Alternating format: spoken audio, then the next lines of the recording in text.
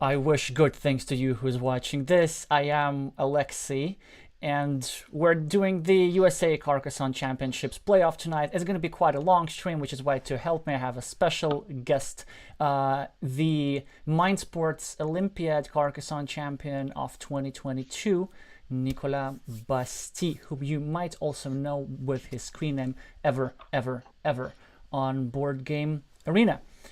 Hi Nick, thank you very much for joining. Hey Alexey, yeah, thanks for having me. Alrighty, so the games are about to start, or possibly have already started. We won't do much of the introduction to National USA Championship, obviously, and it's gonna be fairly long. We're gonna talk about it throughout. So let me just check what the pairings are real quick and pick one. Okay, I know. So the first one whom we're gonna to watch is Zach Bell with the screen name Zach Bell versus David Lee with the screen name DKL116. Hi Glavier, hi Melvin, hi Elias. Just jump into the games. Explanation later. Okay, so the games haven't started. Although the tournament started, so obviously because they're using World Championship format, which is 15 minutes per game, the only way to do that on Board Game Arena is to set up a tournament which lasts just one game. As you see, both players here are rated in the mid to high 500s. So that would be World Championship, World Team Carcassonne Online Championship for sure. And now we see that Zach Bell was actually a member of the United States Carcassonne team in this year's World Team Carcassonne Online Championships, whereas his opponent was not. And in fact, I don't think his opponent participated in the last championship either. So he actually just came out of nowhere and won the preliminary round, which was yesterday. So this is the pairing, the 1 versus 8. So the first place finisher versus the 8th place finisher in yesterday's tournament. And actually, it's David who was in the first position. Yeah, I saw that. It was always interesting to see some left field person kind of coming first. Yeah, I actually wanted to ask you this next. So, how familiar are you with the United States players? So, I've played with some of them. Well, I recently played a game. Okay, so it says that it's in progress. Let's go.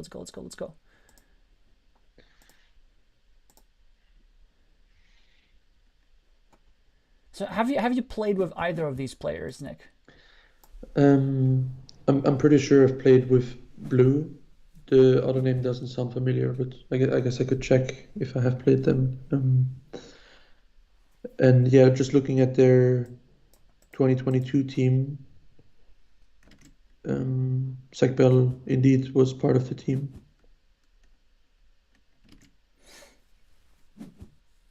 And you know what I'm thinking now is I have a feeling that today's winner is going to be not from the USA Carcassonne team. I don't know. I may be wrong. It's just a hunch that I have.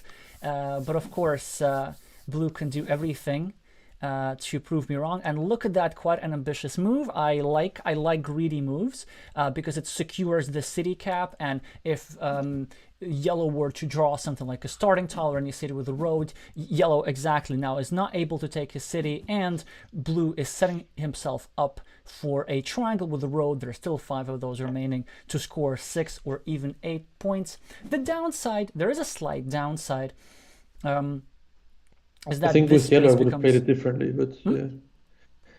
With yellow, you could have played it on top of the road and then try and kill off the meeple entirely, right? I know, but that would be adding that would be adding points to Blue's monastery, and Blue would have a substantial number of defensive tiles. So yes, you see, I like this Yeah, move now now they're because going it's for it. actually, of course, always this move I like with the Oh, meeple, yeah, with the meeple. precisely because of this. Now Zach Bell is going to instantly take this and start a new city as well. Is it best of something, or is it just one game? The quarterfinal is just one game. Good that you mentioned that. So actually, everything is best of three, which is why today's stream is going to be one of our Oh wow. longest. So Okay. this is quarterfinals, best of three. Right of that, semifinals, best of three, and then finals, best of three as well. Mm. Also here, even though yellow has more meeples and more points on the scoreboard, I would say that blue already has a massive advantage over here. So yellow now very wisely takes the insurance road, and yellow will force blue to add in points. Look, this lovely road meeple was controlling 3 of blue's meeples. So blue now added a point to yellow by completing this city. Then blue will add a point to a yellow, actually 2 points to yellow by completing another city over here. And of course, it's probably blue who will be forced to add this extra curve over here and add a couple of points to yellow's road as well. Yeah, now I of suppose course. if blue had gotten a normal curve, he would have joined the road. But now I guess the road is almost Oh, very yes, safe. of Yeah. course, that's correct. And actually, if you're extra greedy, you could make an argument for blue for now not completing the city, but hoping to first draw a road and then do this. But of course, this is the correct move. And so is this farmer. This field has massive potential, which is why I question why a yellow did not drop a farmer themselves on their previous move when they were continuing a road. Because you see, this farm is now worth fighting for, and now yellow is hopes to join the farm, but has to do so a bit awkwardly. So actually, generally, tube-shaped extenders are not good tiles for joining farms Yeah. because Now blue should like take the 2 points at the bottom and then maybe or no, no, no. I previously. mean, this is also fine, but like 2 points at the bottom was very better because it was extra threatening. So Yeah. 2 points at the bottom over here. Then if blue gets a triangle, he limits this to a starting tile Yeah. I mean, like, and just makes it super hard to that's always continue. the risk when you're putting a big city tile on the opponent's city. If they get right away any city cap like right now, it Yeah. just kind of added 2 or 3. And one more farmer. Let's go. And One now more. a farmer. No, no, no. One more farmer. Always It would there. have been so good. Like Always it one would more have been farmer. 3 points for the road and 9 points for the field.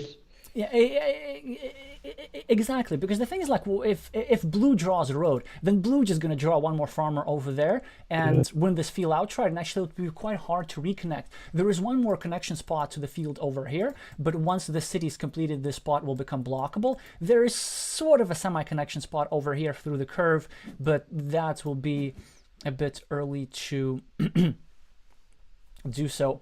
But I guess you Probably. can like if this spot that you just pointed out is getting blocked, then you can always kind of go for a crazy like with a road monastery to connect via the bottom, if that makes sense.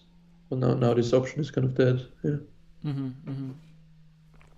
So if a road monastery was placed where this curve was just placed, then there could have been a connection into the field again. Look at that. So Zach now blocking yellow as much as possible, which is reasonable because, as you see, quite a few city caps, well, a couple of city caps with the roads have already gone out. And now if Zach starts another city in the north over here, perhaps, then it will create another blocking threat over here. Or restricting his own monastery, I guess. Yeah, I'm not sure about that move actually. I mean, it's understandable. I guess he doesn't want yellow to get these 2 extra points, but then in some scenarios it can be perfectly fine. So you see, there are already 6 straight. There are already 6 road finishers out. Actually, no, 8 road finishers out in the game. So actually, it'll be quite hard for Yellow to get his meeple back. Yeah. On the other hand, there's still 2 tiles that fit over here, and they also Okay. give Blue extra value. Blue will be quite happily to take those. So there are many scenarios how Blue could have freed up his monastery meeple, but then the yellow meeple would have remained stranded on the road. And also, there's another thing about this block is that so it makes sure that the monastery can't grow anymore, except for 1 more point if Blue finds the starting tile to fit in this hole. But this road, now that it's blocked, it can grow indefinitely. So, towards the end of the game, when the opponents have fewer meeples, and then they will be fishing for opportunities to score points, then Yellow will have this open road as an option versus this monastery that cannot grow. Yeah, interesting choice. There's like 2 starting tiles left, so still 75% for Blue before this move to have been able to complete the monastery. And as you said, most of the road endings are out, but then there's still 2, the 2 road monasteries. Can Yellow invested their penultimate meatball to join the farm. It's interesting.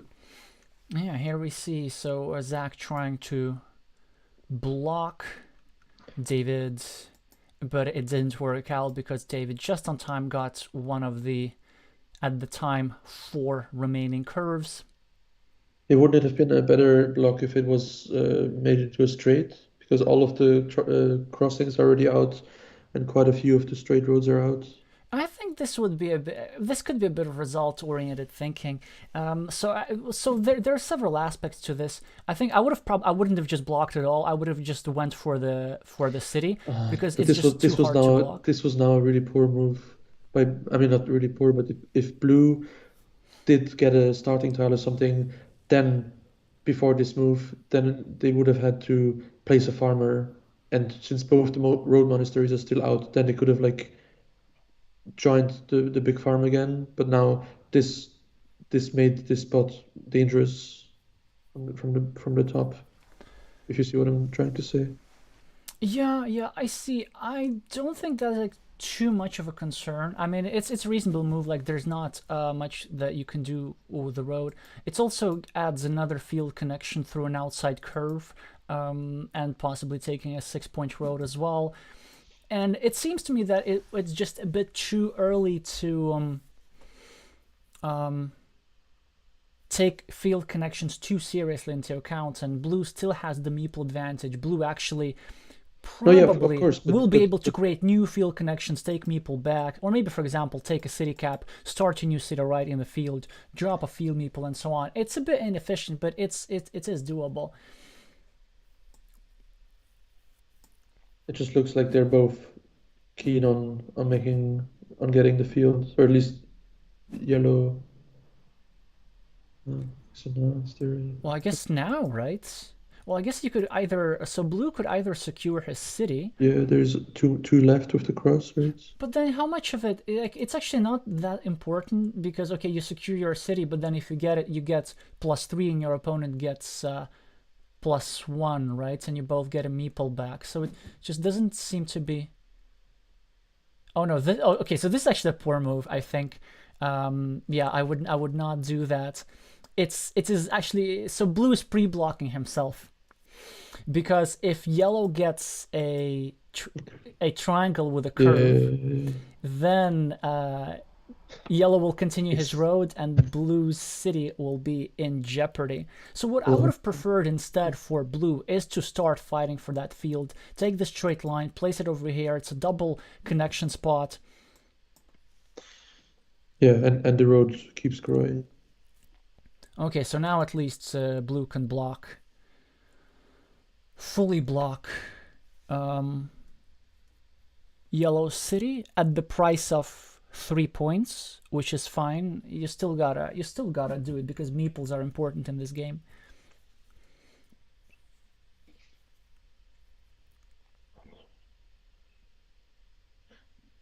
I mean, blue has to do. Uh, how can blue get out of this? Not sure. Well, they did have the massive opening advantage. Okay, so I think Yeah. the way blue gets out of it, first of all, they, I don't know, score quick points. They get, actually, do not finish your city, I think. Well, I mean, it's an option, but it just doesn't give you that much because then you're gonna have 3 versus 2 meeple advantage, which is not as good as 2 versus 1. I would maybe, for example, maybe take 3 points or finish that city. Yeah, that's fine. Then, but actually, many moves ago, just join the field, and it was Yeah. actually pretty easy. Just try to win the field 3 versus 2. Mm-hmm. Okay, let's see if we have any questions. Oh yeah, by the way, this is going to be a very long stream, so we're going to be talking hopefully not about just the game, but about all kinds of other stuff. So feel free to ask questions either to me or to Nick, who recently, gotta remind you, won a major in-person Carcassonne tournament. Was a lot of fun.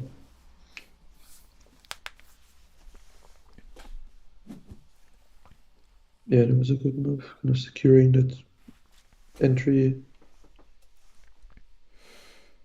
Exactly. Well, it's still fine. Blue just instantly gotta take the city.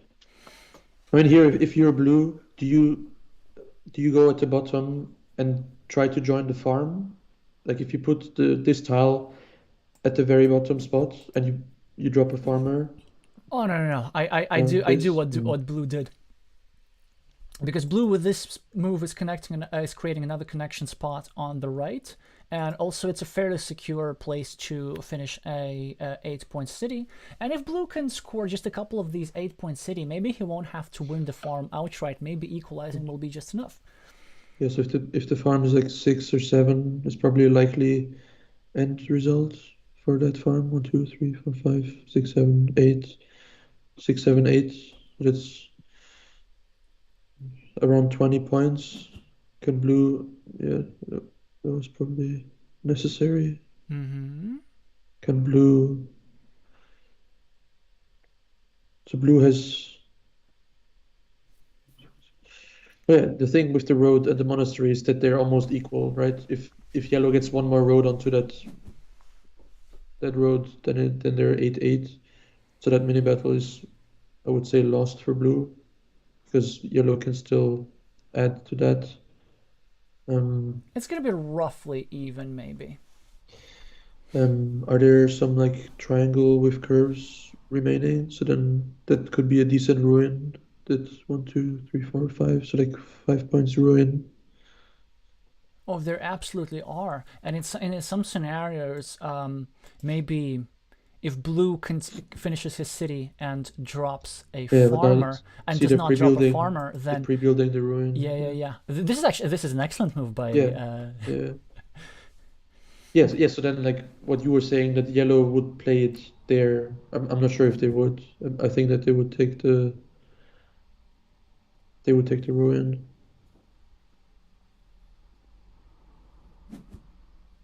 So actually, this move is also inviting Zach to The take the jump. ruin, but Yeah. then he can't afford to spend meeples on stuff like this. No, was this the last one? One, No, no, there's still two. two. 1, 2, 3. There's two remaining. Oh yeah. Yeah. It was pretty smart to make this feature interesting enough. But then there is always that ruin at the bottom. That's already 4 points, 5 or 6. If you have a yeah, I would take that ruin. In the meantime, there's a question for you, Nick, from Melvin Quaresma. Do you play in person as fast as you play online? Um,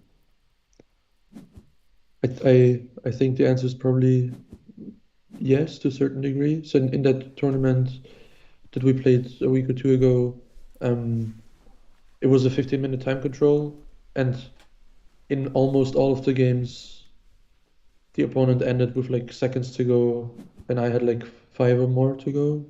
So I guess not as fast.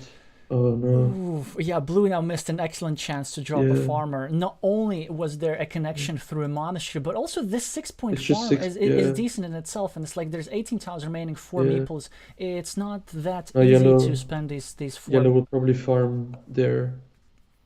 I get extra greedy. If no. Okay. I take it back. If I had been in this position, I probably would have placed it on the top to kind of start a loop with the road and place a farmer. So then, if on one of the last moves you get one of the remaining triangle curve tiles, then you get so many points. You get like 4 or 5 points from the road plus the ruin, and you have the farm.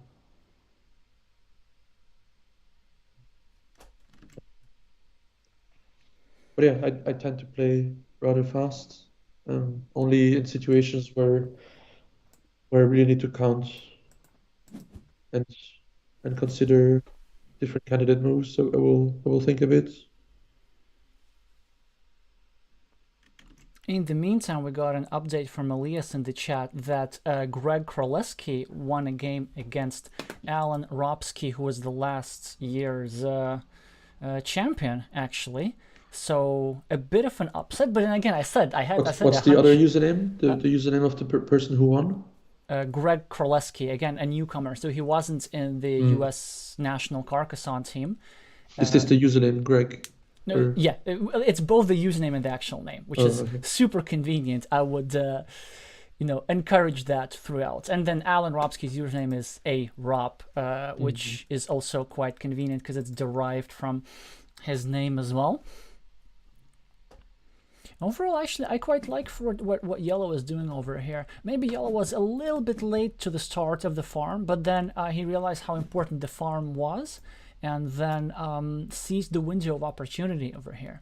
So the thing with farms in positions like this, it seems that there could be many connection spots, and especially when you have many meeples, but the window of opportunity can be slipping away because look at that. There are many potential connection tiles have already been out. So you see 4 T-shaped crossroads not working. So this makes field connections, inherently more blockable. And also 1, 2, 3, 4, 5, 6, 7, 8.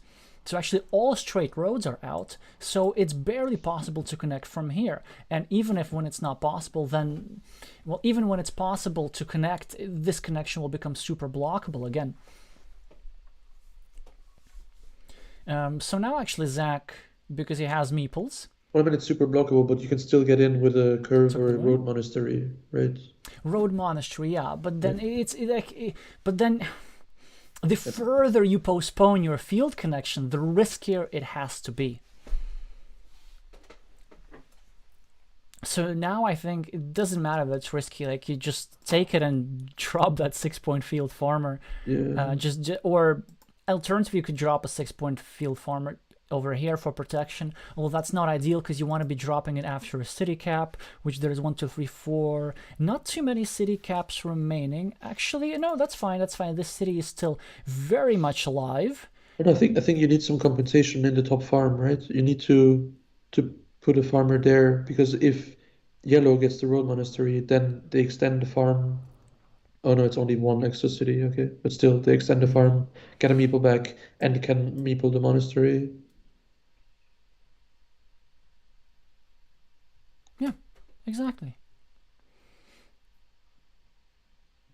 Now I think there's a very strong move for yellow, but we don't know if he'll find it or not. And the strong move is placing it over here and blocking the blue city. I know that I'm generally quite greedy, and like as soon as I see a tile like this, I'm thinking, oh, 2 points, 2 points. Where did I score 2 points? Do I have No, three no, no. points? At the end of the game, you have to like take off the greedy goggles. Okay, looks like someone's watching. Exactly. and the farmer, which I also like because this field will potentially grow into a 6-point field, which is good enough for the end of the game, but also it actually makes it harder for blue to connect over here because it creates an instant reconnection spot to the main farm as well. Yeah, it's a bit interesting that blue went for that ruin and not kind of invested meeple into trying to join the farm, but it wasn't the best field connection tile, but then again that was but look at that. It was a smart move from blue. Blue created a field connection opportunity and also added himself a yeah. point. And actually this would be an unblockable field connection opportunity. Is there one starter left or zero? There's zero, unfortunately, otherwise this would have been beautiful. But you see, because blue postponed the field connection towards the end, he was forced to use a tile which is worth at like 7 points, or at least 3 points as a road. I mean, it's definitely a legit move, a decent move. Although I might have grabbed the monastery first and then done the field or connection. when that finish was where was it? The kind of that one city with the simple cap. When that was finished, I think I would have placed the farmer there.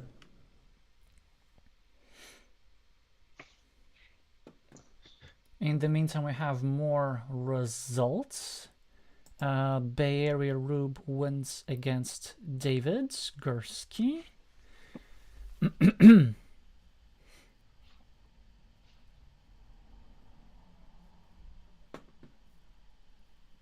Who was the nominal favorite in this game. What's the username of the other person? D. Gursky. Oh, again, I don't think. Yeah, again, not a team member, I suppose. And Mike Johnson won his game against a very well-known Mexican player who now resides in the US, Daniel Ayala, who was so far actually the favorites are winning. If we're talking about the favorites being not the rating favorites, but those who scored higher yesterday in the prelims. That sounds about right. If you're having a good day, then you'll have a good day the next day. But just because you were on the team 2 years ago doesn't mean anything. Yeah. I've been notified that I haven't zoomed out enough. Okay, I'm just gonna move the board around a little bit. So we were discussing this move over here and how blue managed to create a field connection on the bottom left. Still blue not getting those tiles to connect though, and yellow in the meantime just mass producing cities and having another 9-point field. Interesting, so Zach is not connecting to the farm. I guess, are there tiles left to connect a second farmer? Maybe. I think so. Blue, I mean, I don't know if blue can even win if they overtake the farm outright, but because the farm is only 5, right? It's only 15 points, and on the board, that was nice. Oh, that's a massive move. Yeah, that's why that's what yellow decided to do. He just told, you know what, you take the 15-point farm. I'm gonna take the other 15-point farm. Well, 6 plus 9, that makes it 15.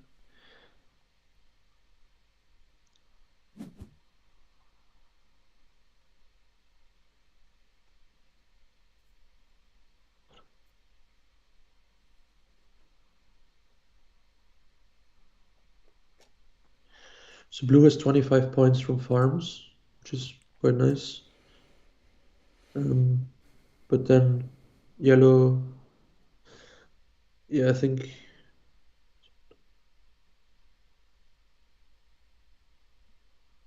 it's a pretty clear win for DK.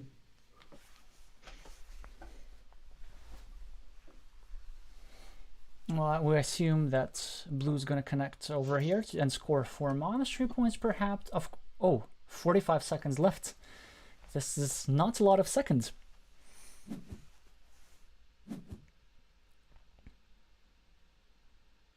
Was it 100%? Yeah, I think so. If that's a curve. Well, that was a very smart move to make. That was a fantastic move, actually. Yeah, so you see, patience. Now, towards the end of the game, blue demonstrated really some nice patience and tile counting, because he knew that the connection would work, so he waited for the most efficient tile to do that and try to build up his points as much as possible. Well, let's see, he has these 2 nice ruins, actually 3 nice ruins over here. I think the game's gonna end up pretty close. I mean, yellow will still win, but like, it will be close. +4? +4. Yeah, yeah.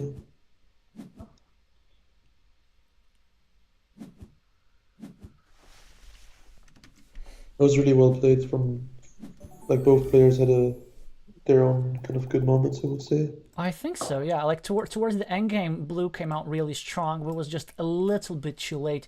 And I really like what yellow did this game, just securing that win probably pretty early on. And blue was able to come close. Well, first of all, by finding a great opportunity to set up a field connection with tempo as well, so adding himself 1 point and also placing a farmer on the next move. Yeah, but possibly at the start of the game, blue could have been a bit more aggressive on the points, trying to maybe score some quick points with a tile like this instead of prolonging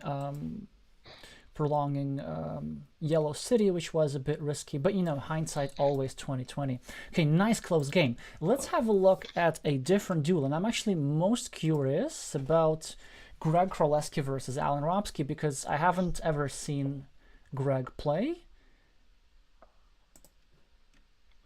Well, that's perfect. I think we have like this nice new versus experienced balance. So I think we have actually 4 newcomers. And then you also never know if the person is playing a lot offline, right? Or on a different platform. Exactly. Oh no, Greg Krolewski has like over 1,000 games played on BGA, so I'm not sure that qualifies as a newcomer. It qualifies because I don't think they participated in the national championship. Unless I'm getting this entirely wrong, or possibly they changed their screen name. I should have come more prepared. Well, anyway, maybe somebody can correct us. So now Alan and Greg are having a massive middle game. Oh yeah, so he's actually, I'm not sure how new that is. So it's because he's clearly a member of the. You can see the icon here, the statue of the Meeple of Liberty. People can just choose a display picture, right? I could take your old picture and then it pretend to be you or something. Well, yeah, but then in order to take that picture, you would have to at least know what it means, and that's the logo of the US World Team Carcassonne Online Championship team. And there's actually a way to see if someone has changed their name on BGAs. If you go to one of their really early games and then press replay, and it shows their old username before they change it, so I can have a look. Just as we joined, Greg now wins a huge coin flip for this 9-point move, finishing his old monastery, starting a new one, and also making sure that Green's monastery is never finished. Moreover, this monastery pre-completes a juicy road over here, and there's still 2 tiles that fit in this hole, which would make red score even more points. Yeah, okay, I think this is GG. Oh, and there's this huge city as well. Yeah, probably. So we might not, we actually might not watch it until the end.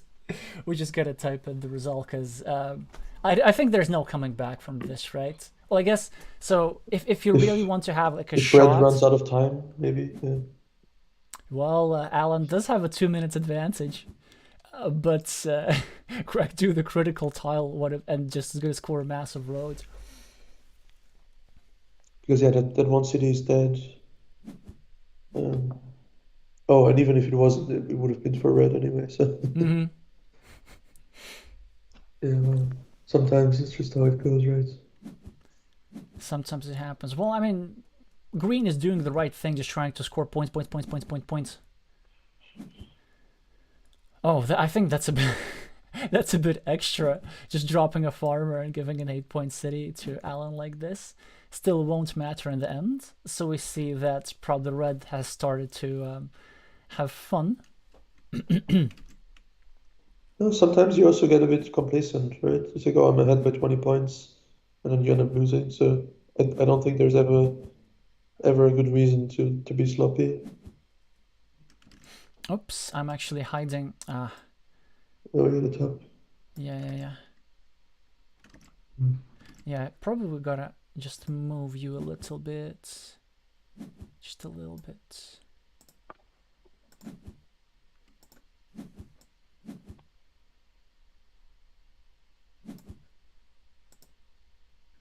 And is this an official tournament? So the winner gets to go to the World Championships? I think so, yeah. They get to go to Essen. That actually was stated explicitly in. Nice.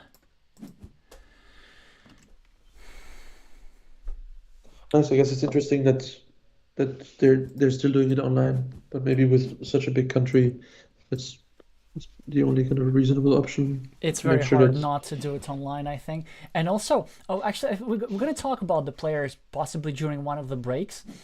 But, okay, let's do this now, whilst Reds completes his massive victory. So actually, most of the players come from the West Coast and from the East Coast. So just from, obviously, from California and from... New York or something. Yes, actually, interesting. Nobody from New York, but Yeah. And that's just where the people live in the big cities, and the big cities are in the on the coasts, yeah, kind of. exactly. But then there's such a huge distance, so we have more West Coast represented than the East Coast. We have so Mike Johnson is from North Carolina. Actually, speaking of Mike Johnson, let's just watch what's happening in their games. I think the only person I know where they're from is Bay Area Rube because they're from the Bay Area. So. Well, that would be great if they were like in Texas or something. I mean, you can choose your screen, but yes, they are indeed from California, from I guess San Francisco. because like typically to be a proper American, you gotta live in a small city. You gotta live in a city that's that is called something like Springfield. yeah, something like Springfield. Exactly. I think there are like 14 Springfields. Or maybe something that's called London or Moscow, and it has like 20,000 inhabitants, but it's like close to some huge city like New York or San Francisco. So yeah, so I think actually Bay Area Rubes won So from those. was this the first kind of decisive result? I think so, yeah. So it's going to be a 2-0 for Greg, who defeated the national champion. So we're going to have a new national champion this year. Now, also the middle game closer to the end between, well, oh, actually, I meant to look at a different game, but well, we're gonna look at this instead. This looks interesting enough. So David Gursky versus Rubian Moss.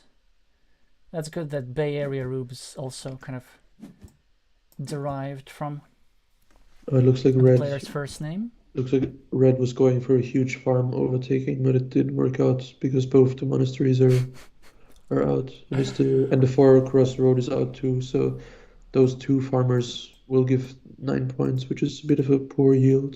No, poor Reds. This would have been such a massive move with the Yeah. monastery. I guess the question is, at what point they were put there. It could have been an excellent move or not that excellent move. Well, I assume they were put there before at least one of the monasteries was drawn. But yet somehow Red has enough meeples to drop another farmer. Yeah,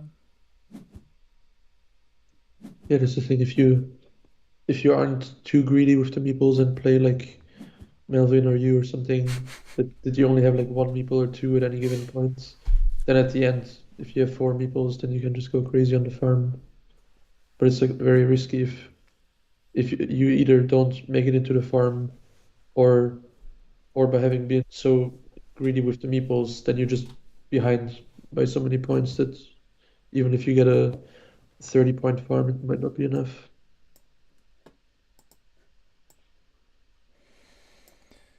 Well, look at that. So Green's trying to use his temporary meeple advantage to start a new farm, sort of accepting the draw over here. It's, Will that be another farmer? Probably. Yeah, farmer. Or road. yeah, Or road road. Maybe road's... Actually, road's definitely better. Because it's because the guaranteed 5 farm. points and it's a potential... Oof, I don't... Not Well, sure about that. Because then this road over here will be such a huge coin flip. yeah, there's two crossroads left. One, Two, one, one. two, Yeah, so three. that yeah, I would never leave such a feature open if it can be kind of claimed with a meeple back instantly. Well, I guess it can do that if you're behind, but then the question is, are you? Maybe you are. I mean, here is red behind. Red is probably slightly That was ahead. green Yeah, move. That was green's yeah, yeah, move. yeah. So actually, green is behind. So in a sense, creating Mm. this coin flip also makes sense. And maybe it will force now. Like, what do you do for red? Do you just? You block this spot to get a quick road, right? Mm-hmm. But then actually, red doesn't have another way to use this tile productively. Yeah, so I would probably put it. Yeah, take away the spot for quick 6 points. 2, 3, 4, 5, 6, 7, 8. Yeah, has eight, six cities in the farm ahead, so 18 points. And green has, oh no, wait, only four, no, 12.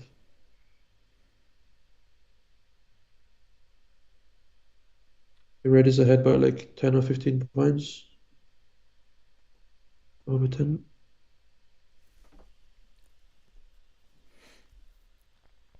Mm. Well, no, red is ahead, but just by a little bit, because so he has these extra. Yeah. Wait. Mm. What am I missing? Red's behind. Oh no, yeah, yeah. Green has two meeples also in that farm. Yeah, yeah, yeah. Red's okay. Red's -1. Yeah, I didn't. I thought that red was overtaking the farm earlier, but it was just equalizing it. Mm. Okay, red's -1, and the game will be decided by the tile that fits in this hole. I think there's still one more left. There's still one more left. Nothing else matters. Just this tile. We're gonna see a classic coin flip. Well, green is ahead by one. Oh no. I think green is ahead by 3 now. I thought he was Yeah, saying yeah. red It was was ahead by it one. was Okay. the other way around. Mm. Green's ahead by 3, but then again, it's like whoever gets this. Yeah, why did green put the road? I don't know. Maybe they just want to gamble. They want the. Actually, I wonder why green didn't meeple the roads. Like these are Yeah, 7 points. It's huge at the end of the game. Like you're not gonna that score more than seven would points have probably decided the game on if the spot. green. But now it's fifty Yeah. percent. Oh, Well, look at that! There's also another path to victory because there's a field connection spot right yeah, here. One, exactly. two, three, Yeah. four. Well, there's some cross or remaining, so that's a bit risky. But I'm pretty sure that red is now considering this field connection through the curve. Yeah. They are only at 125 for 3 moves for this move and 3 more moves, which is really, really hard. Okay, I thought they were gonna play some a farmer there. Hmm. Now red needs to think really hard while green is thinking, and green goes for the thing. Ooh, okay, now high adrenaline game. I guess you just like go for blocking somehow if there are still city Yeah, tiles remaining.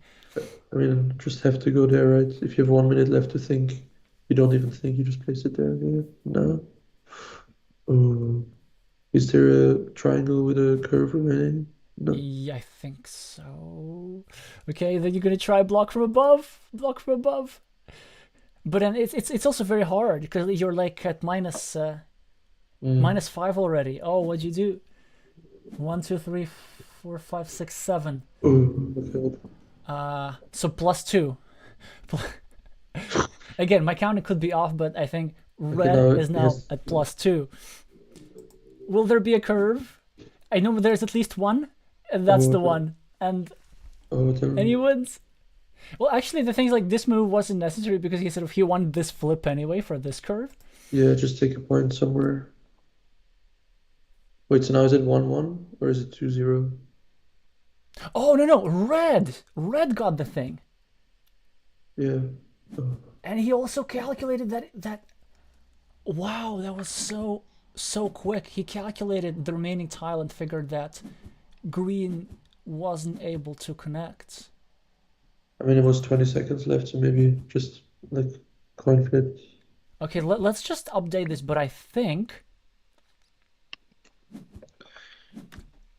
exactly. So Greg's saying in the chat that this last tile held the fate of the game. It did, but then Didn't have to. it didn't have to. Yeah, that's the thing. Because just had yeah, okay. At least our counting is okay. So red was at +2.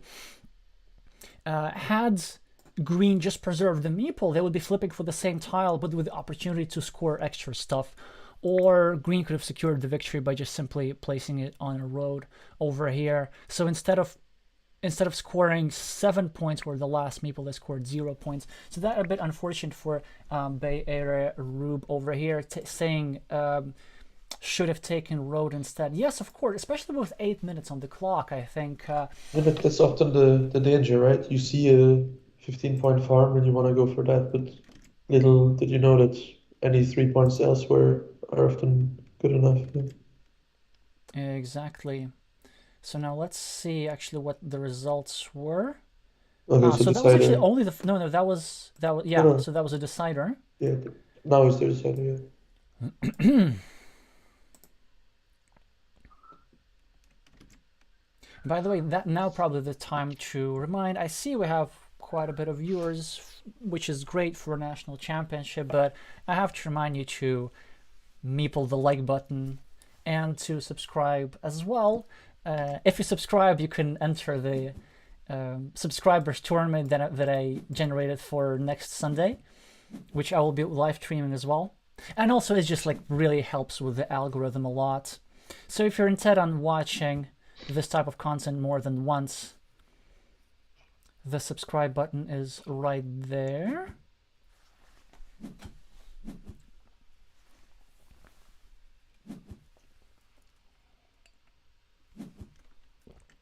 Could somebody check on any other results? Oh, thank you. And just as I said it, Daniel won game 2 and they're at 1-1.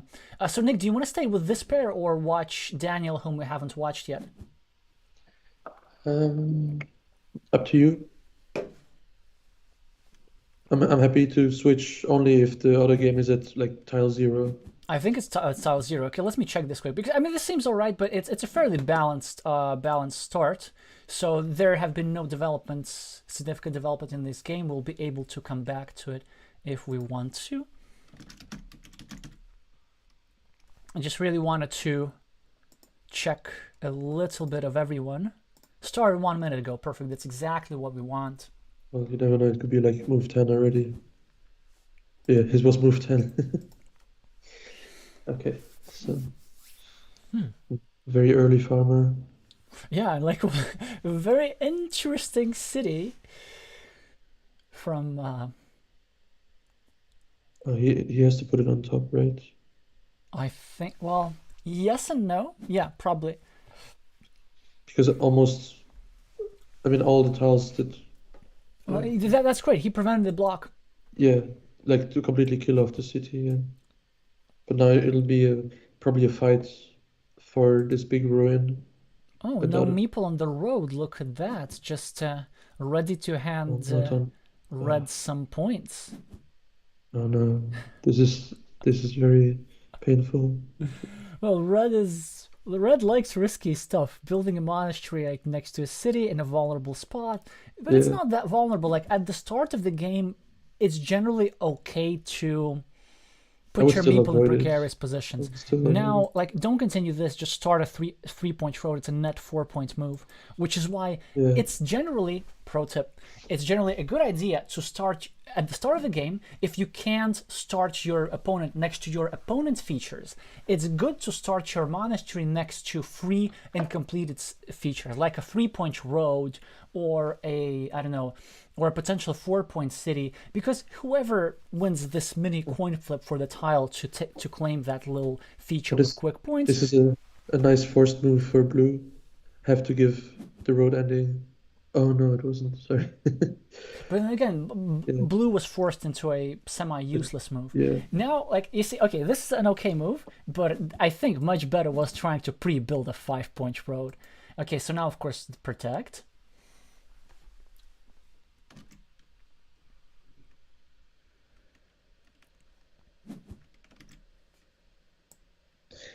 That's the thing.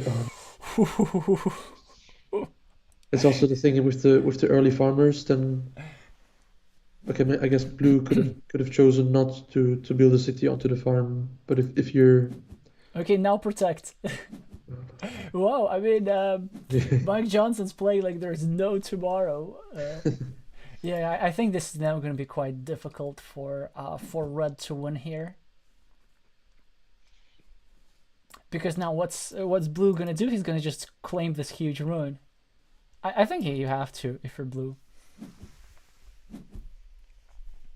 I think that was pretty decent too, Just trying to sort of claim it from the other side, but I don't know. I just like the straight out attack. for sure. This is a decider or blue is 1-0 up, It's a decider. which goes to show that this strategy can work sometimes. Well, I mean, you don't know how the previous games worked. Like generally, I also I quite often leave my meeples unprotected. Sometimes a bit more so that actually there was one moment where I didn't protect my meeple, which cost me probably the MSO in the opening game against the second place finisher. With the screen name stat Matt Tucker. Yeah. So but very often like I like to protect my meeples only when I can do so organically. But now it was possible to do so organically. Just take a curve, add a monastery point, and also harass your opponent's city and protect your spot, which is like was a triple huge move. Some missed potential over here. But it's fine. I think if red, because red has a monastery, red has a road. If red manages to, well, not lose this big run, and maybe draw this tile relatively quickly, that frees up his city. He's very much in the game. He's got to win a couple of coin flips, draw this tile, draw this tile. This one I think it was yeah. the right position, but not the right rotation. I would have put the city downwards and taken the 2 points to kind of secure, have a defensive move from the top.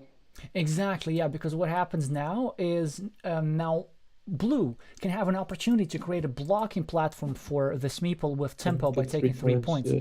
And then if Mike takes 3 points, which he'll be very well tempted to, then blue will have the option to completely block his city.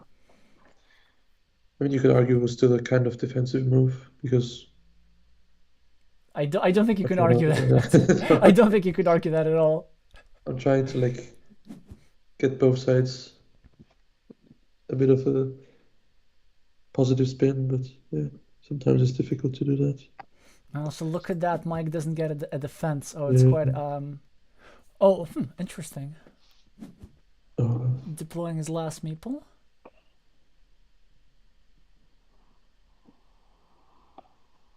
that was very, I don't know, very weird move.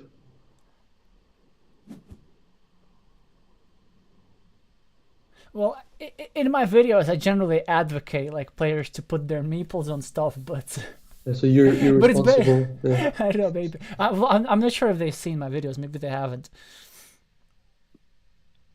It's like the word of mouth kind of thing where your message gets distorted, and by the time it gets to a person, they completely misinterpret your strategy.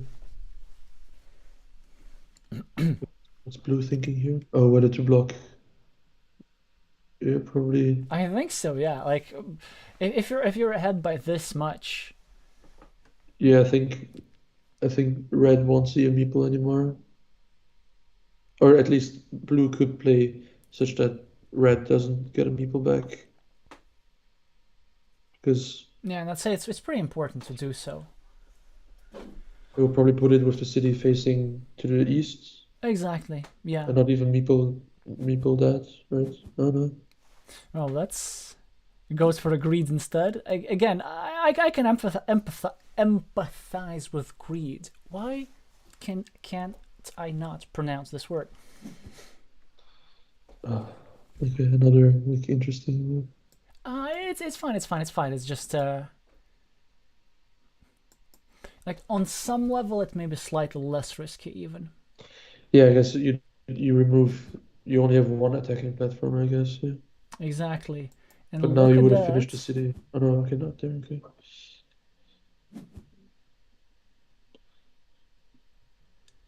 So red gets at least one meeple back. Not Yeah, this I one though. still don't see any any way to for red to kind of get. Oh no, okay, now at least Well, there's an some 8 points move some over here. Yep, that Ray could consolation make. prize. Yeah, Four for the city, one for the road, three for the field. This field could be taken over later, but not yeah. yet. Not yet.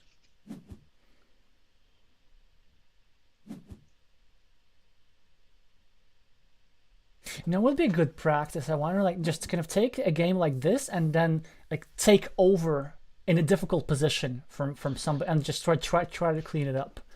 Like, let's try and brainstorm here. So, like, if you're red here, you're down on meeples. How do you try and win this game? First of all, what do you hope for, and how do you increase the probability of your hopes coming true?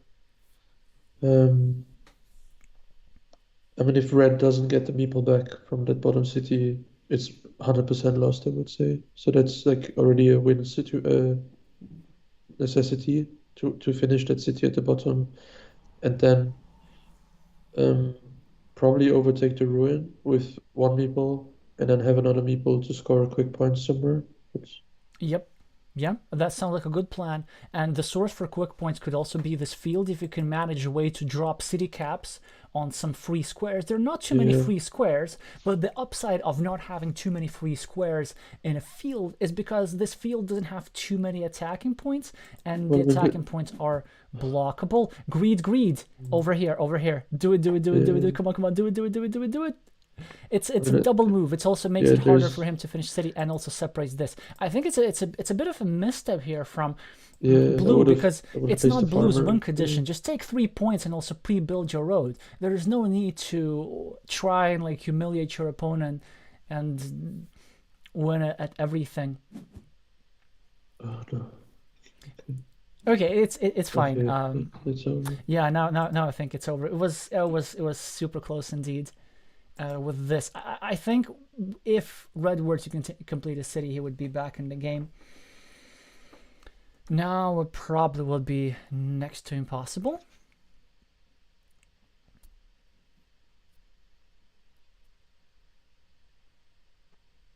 Oh, yeah. But then the potential advantage of such playing style, let's say, if you never protect your meeples, then on the off chance that they don't get blocked, you actually end up being more efficient because you don't waste tiles on defensive moves. Yeah, exactly. If people keep attacking you, and then you get the right tiles or something, um, yeah, it's always important. As you were saying, it's not kind of waste moves just on defense or just on offense without kind of making it an organically useful move and kind of like always like trying to create a field connection or attacking platform or defensive move while scoring and so on, then if the opponent essentially just wastes moves and your structures kind of get harassed but not to the point where that you don't finish them, yeah, anything can happen, I guess. Maybe that's why Blue didn't block much this game. Maybe like one of the previous games, Blue was trying to block, but then Red would always unblock himself, and Blue ended up losing because, he just spent too much time on blocking. And then this game he decided, you know what, I'm not even gonna bother, and actually he postponed this block with the monastery, even though he had a blocking tile earlier.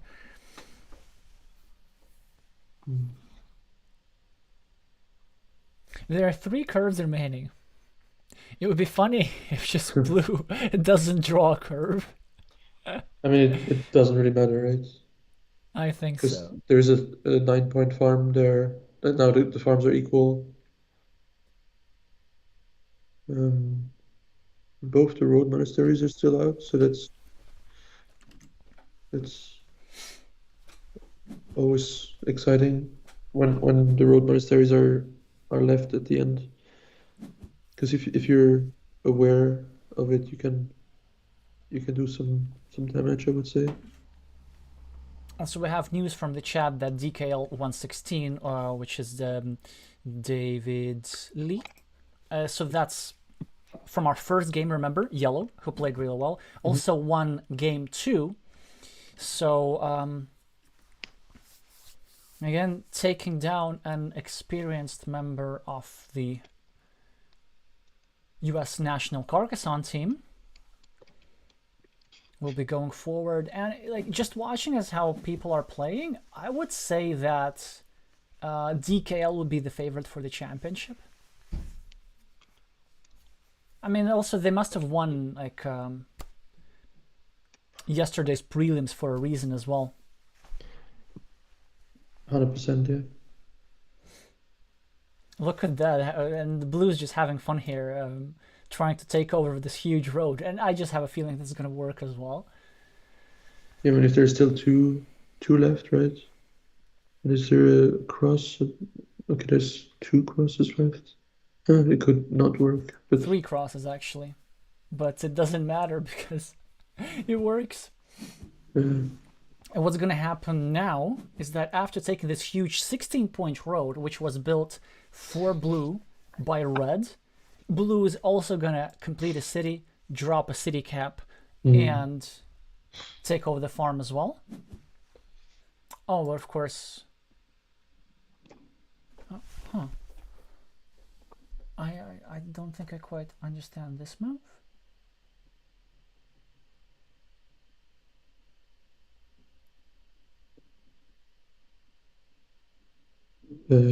yeah, no, maybe Actually, red. I think it. Ah. Yeah, you look at that 1, 2, 3, 4, 5, 6, 7, 8, 9. Yeah, so there are no curves remaining. And Daniel blocked this connection and about to set up some of his own as well.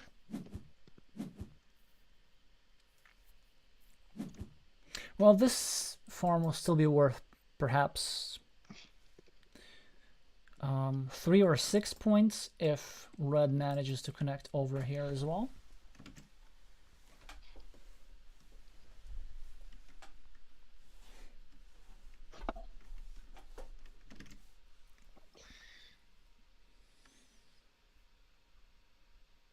He was probably thinking, can he join the big farm, the big ruin? And I think there's 1 cube extender left, and 1. Yeah, Oh, he will do it, probably do it. try. Yeah, No, I'll always do it, always do it. Okay, this yeah. is also fine. I mean, it's never a bad idea to just score 5 points for no reason.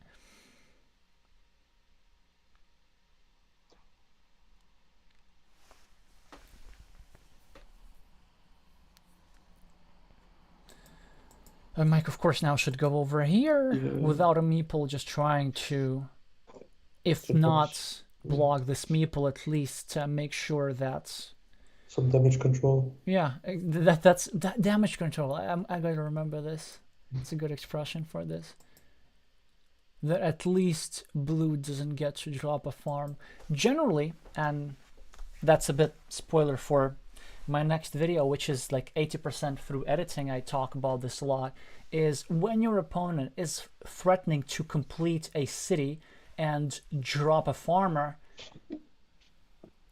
after, like, to the place with the same tile that he completed the city with, it's normally the utmost priority to prevent that, like sticking a road or something, or almost any tile that you can find.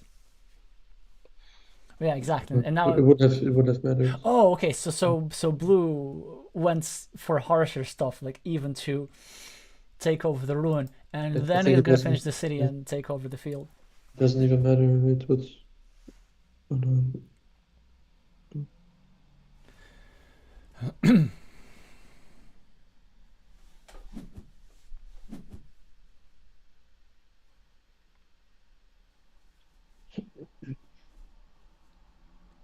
Time to start a new city, maybe.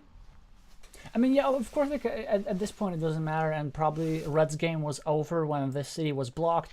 But still, it's a national championship. It's your last appearance. You probably want to like practice making the best moves, even if you're losing. And I think if anyone, then you, Nick, are probably like one of the most famous ones for doing that. So, can you talk about it a little bit? So you have a policy to never concede the game. Is that right? Yeah, for sure. Because out of every game you can learn something, even if you're losing. And especially at the end, it's like, well, okay, you're losing by 50 points because the opponent just outplayed you or got lucky or something. It's not a reason to give up, um, or to like completely concede the game, because you can always try and like squeeze out as many points as you can in the end, such that if if there is a game where you're only like 3 points behind or something, then you're in this mindset of trying to get the maximum points. So I I think only if you're in a rush or your house is on fire, then it's okay to resign. Yeah. Yeah, exactly. And I think one point that you mentioned, correct me if I'm wrong, is that you said that you almost masochistically wanted to experience the displeasure of spending some time in a hopeless position just so that you have more motivation to avoid such a heavy game situation in your future games. Am I Yeah, paraphrasing all right? Okay. yeah. I mean, because if you never if you just quit as soon as you're in an uncomfortable position, then it's a very bad mindset. And and similarly, how if say you're playing a lot and you're on tilt and you're quitting, then I think that's a missed opportunity for learning, because if you it's an important skill to have, to be able to overcome your own kind of demons, right? Um, and for example, at the MSO tournament, in my second game, I was playing against Matt, who ended up coming second, and it was a very, very close game. But I was throughout most of the game, I was ahead, and he played really well to come back to be really close. And then I spent a long time counting the tiles, and I actually miscounted, and I played a terrible last move that lost me the game, even though I was winning. Um, and this was on the second game, so it was a 9 rounds Swiss tournament. So after 2 rounds, I was on 50%, and I don't know if I'm in this mindset where, or if I'm a kind of person that just gives up after a loss, then I don't think I would have been able to come back and win the remaining 7 games. So yeah, I think it's always important to play every move as it comes, and if the opponent gets the tile that you want, or they get lucky or get a coin flip or so on, it doesn't really matter. It's like if you it's a game of numbers, and if you play 1,000 times and you can win 700 or 800, that's great. And then whatever happens in any one game doesn't really matter. Obviously, you don't want those 1 out of 10 games to be the important games, but you can't let this get under your skin. So, yeah, always try and find the best move you can do, the best match you can do, no matter how you're feeling. Yeah, this is spoken like a true mind sports athlete. So, if you want to, I think also Marian Kurkan, the world champion from 2019, had a similar, like in some sense, similar mindset from you. So, you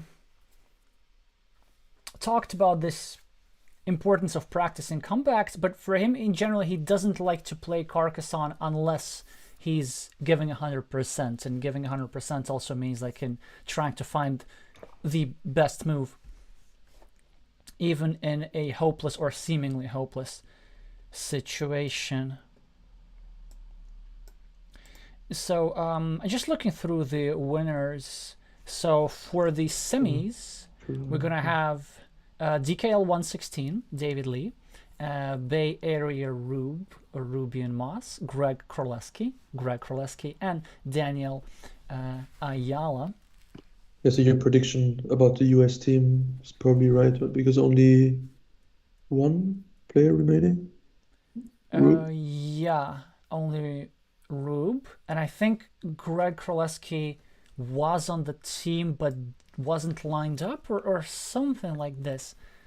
I definitely, I've commented on several US matches over the course of the last World Team Carcassonne Online Championship, and definitely Greg weren't there. Yeah, I have the Carcassonne Cat website open, and Greg is not one of the 10 players. So maybe recruited since the tournament. Or, I mean, it's a very nice picture, right?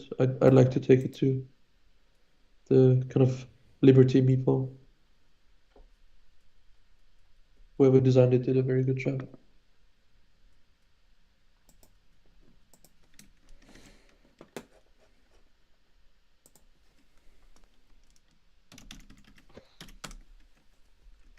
So probably we are on a little bit of a break before continuing, but I'm just gonna keep refreshing the players' pages and just see if they've already.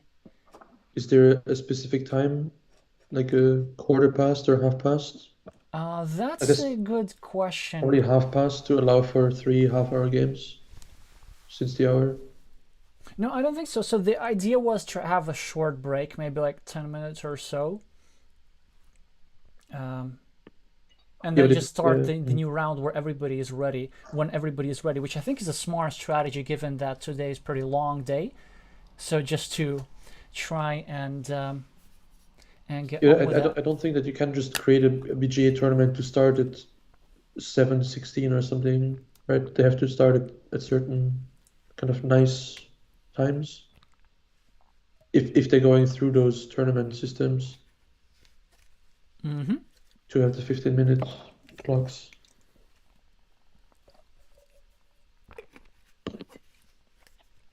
So Elias, who's coordinating the tournament, is saying that they're going to start probably in 5 or 10 minutes. Yeah, you can start the tournament only in multiples of. You can set up a tournament on Board Game Arena only in multiples of 5 minutes. So as you see, we have several Latin Americans in the chat rooting for Daniel Ayala, understandably. But actually, I'm not even sure if we're gonna. Well, I mean, we're gonna watch both semis. I mean, we have to do what the people want, right? Exactly. Because if you have viewers and they want you to do something and you do something else, you're just gonna lose viewers. So. Not telling you how to run your channel. Yes, you were. The free tip. You just said out loud the thing that I was thinking.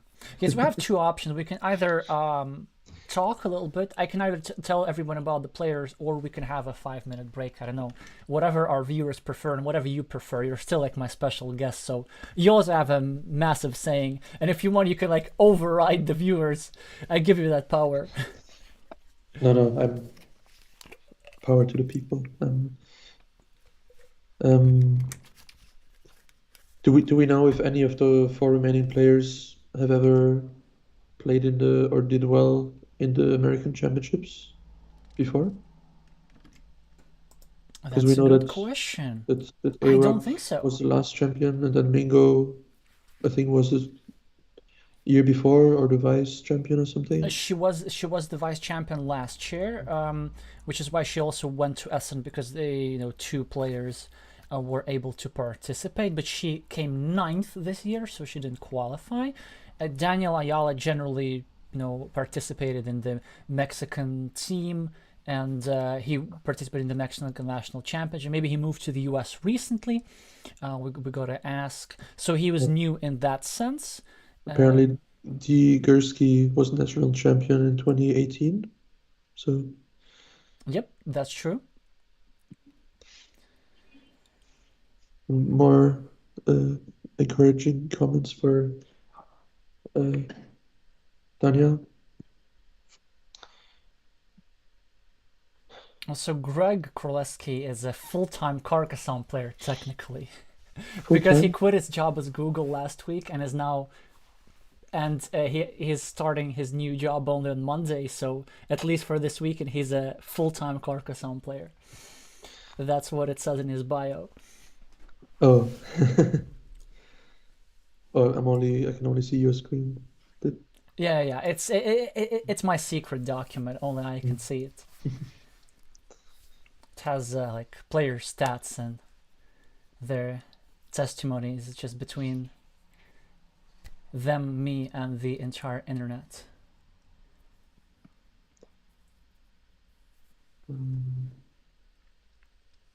but yeah, America is a one of the world's whatever the tournament is called teams that has done a lot of progress. I think since the 2020 edition, because this year they win or they came second in their group, and then they lost to Mexico in the direct elimination, if I'm not mistaken, or did they win?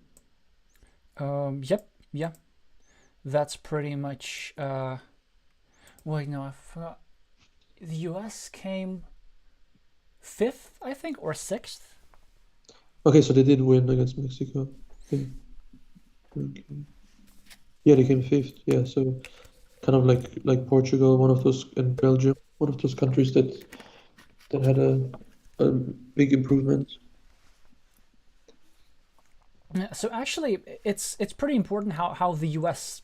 does for a variety of reasons. So there's several reasons why I'm streaming this championship. By the way, well, first of all, like it's Carcassonne, it's fun, it's high level stuff played on BGA. Of course, we're gonna watch it. I've streamed national championship before. I've streamed last year's U.S. Carcassonne championship, which I had to delete unfortunately because of technical difficulties. We've managed to almost forego technical difficulties this time. It's just some stuff remained off screen that you haven't seen. Um, I've streamed the Belgian Championship as well. I'll be happy to stream other national championships. But for the US in particular, it's such a huge country. I think there's a lot of potential for competitive board games. You can see, for example, how the US Catan boom worked out. It's so huge that arguably there are even some players who play Catan professionally, if they also like stream and teach, and there's a coaching scene. There's really a lot of that going on, and I kind of felt that Carcassonne has the same potential to develop this huge international competitive scene. It's going that direction, maybe not as fast as Catan, and probably if there is any country that could boost that, that would be the United States. Yeah, it's funny that you say this. I just was made aware a couple of days ago that there is the World Series of Board Gaming taking place at the end of the month in Las Vegas, which is a kind of event. It's a very strange format, and you have to essentially be really good at all of the games if you want to be able to win the entire thing. And I think the winner goes home with $10,000. So that's quite exciting. And I think it's like Catan, uh, Ticket to Ride, and like many other games. And Carcassonne is one of them, but it's Hmm. four-player Carcassonne. So I was like, I'm not interested in that. Oh, But was it four player at all? Because actually, I was the organizers of that thing messaged me last year, like telling me this is really, going to happen, uh, and they were just messaging like I think at the time was like ranked number one or number two, so they just rated everybody who's high rated in the games that were part of their thing. uh, I guess I wasn't high rated then, so I didn't get a message. Yeah, and then it did seem like the Mind Sports Olympiad on steroids, which is fun, but then again, I'm not like as good in the other games, and And if it's two-player Carcassonne, I think then they could attract more of the kind of good PGA people. But if it's not, I don't know how interested people are in playing high-level four-player Carcassonne. exactly, then it would be just um, Just like, hey, just toss a coin and someone will win.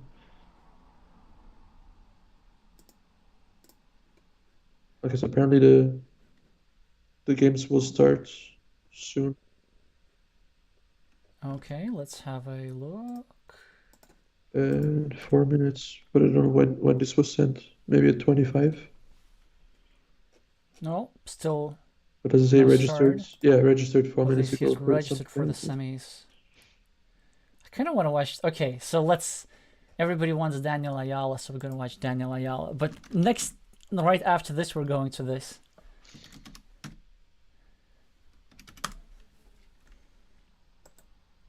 Because I have to say, this new player did play quite impressively in the first game, so I'm. DK, yeah. I mean, he came first in the preliminary round. So, do you know what the format was for the first round? Like a six round Swiss. Yes, exactly. 6 round Swiss with 18 players, which is a 22% increase since last year. Oh. 18 players, which is a 22% increase. Do you think most countries still do their tournaments online, or is it 50-50 now between in person and online?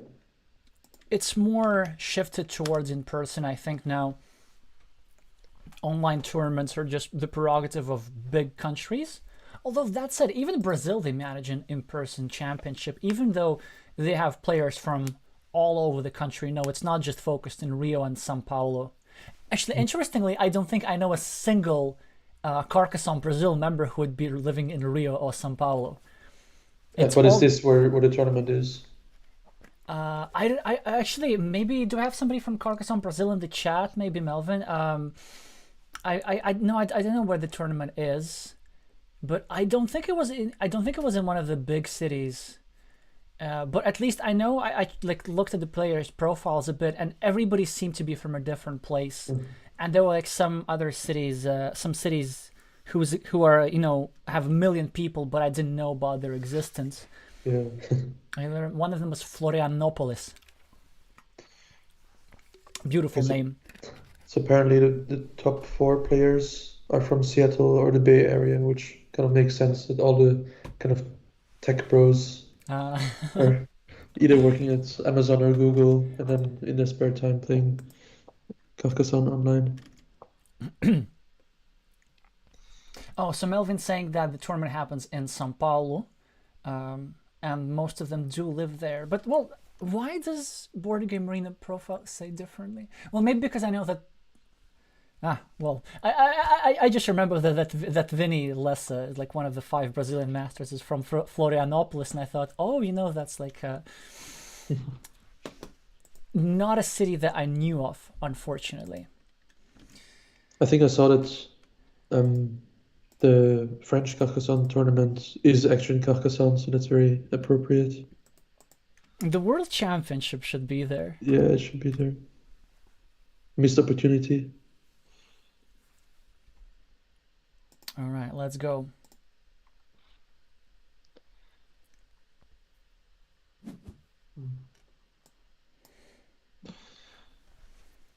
So we have West Coast versus a little further north in the West Coast. Daniel with an advantage, +4.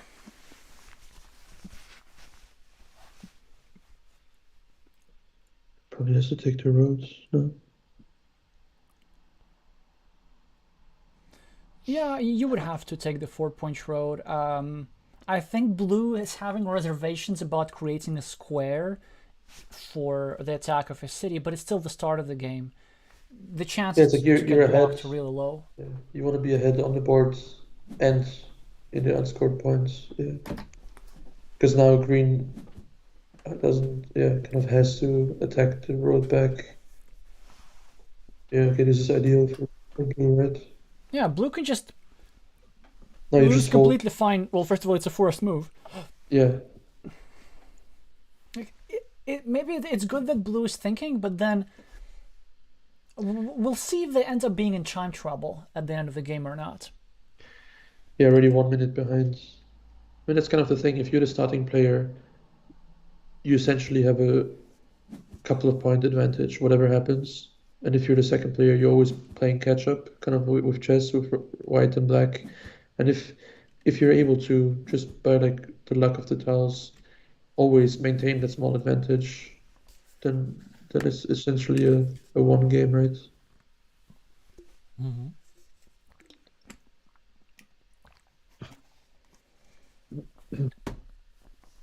Okay, now this is the first real decision of the game. Yeah. Does blue use the city cap to attack the ruin, or does he leave it alone? I'm not sure if this is what I'm gonna talk about. I mean, you can do that, but with a meeple. Yeah. Because otherwise you're just spending a city cap on creating a blocking platform, Yeah. which is really not that much to show for. Like, when Vladimir Kovalev used to stream on his channel, I used to remember how he talked about the importance of city caps a lot. Like that, generally, if you're a Carcassonne player, when you draw a city cap, you feel very good. Like it's me just, oh, this is a valuable tile. So you want to squeeze that maximum value out of it. I think I agree with your statement, but that should be true about every single tile that you get. Oh, you get a curve. I'm just gonna throw it away. No, you can always create something with every tile, right?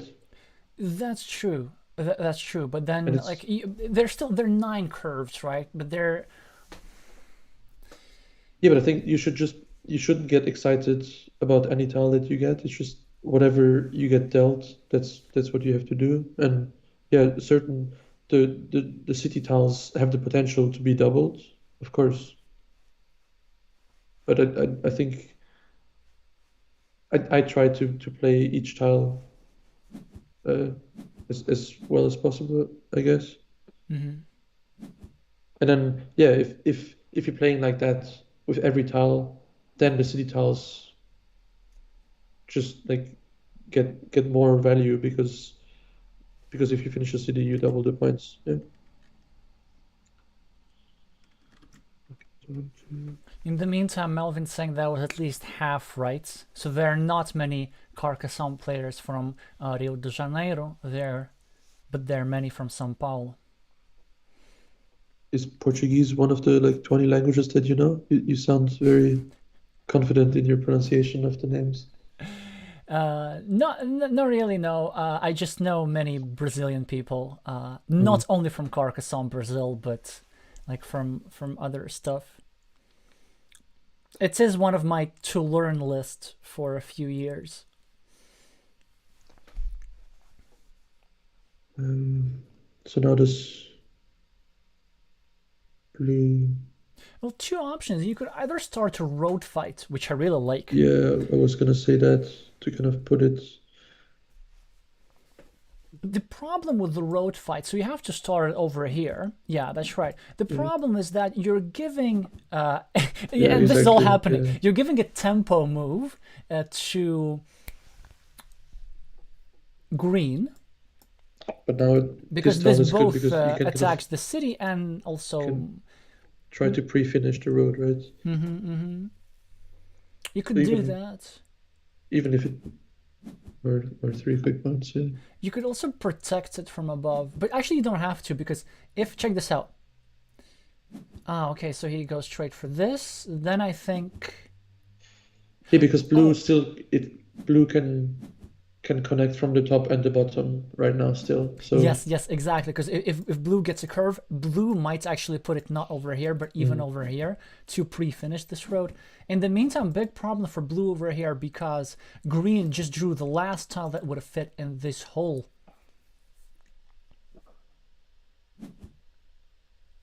Which is why blue is not. Oh, that's an oversight on the part of green. So it's a proof that green isn't using a tile counter. yes, but that's definitely an oversight. So green just wasted a move. Yeah, so he could have done that, for example, on the last turn, just on doing a block which is not really a block because this meeple wasn't coming back anyway. And this is, by the way, one of the reasons why They're playing very fast, or at least green is. Only 2 minutes played, and half the game is already out. it does seem to me that green might be thinking whilst blue is thinking. Yeah. If blue is so slow, then Yeah, blue does have a meeple problem here. A bit of an impatient move from green, I think. So the way you utilize a meeple advantage is you just put meeples on stuff and score points. So let's say if green were to meeple this monster first and then take something like a curve and then meeple the field, I think this would be slightly better sequencing. So yeah, probably because what blue isn't getting any meeples back anytime soon, so green doesn't have to rush the field right now. Yeah, so blue, I don't know what even blue needs. Blue needs like a divider and city cap, and Well, the divider is before he gone. gets blocked. Okay, the divider is gone. Blue just needs urgent city caps over here. Such as this one. Okay. Yeah, that's not how you get a meeple back. Still need 2 moves, yeah. Now meeple the Yeah, city.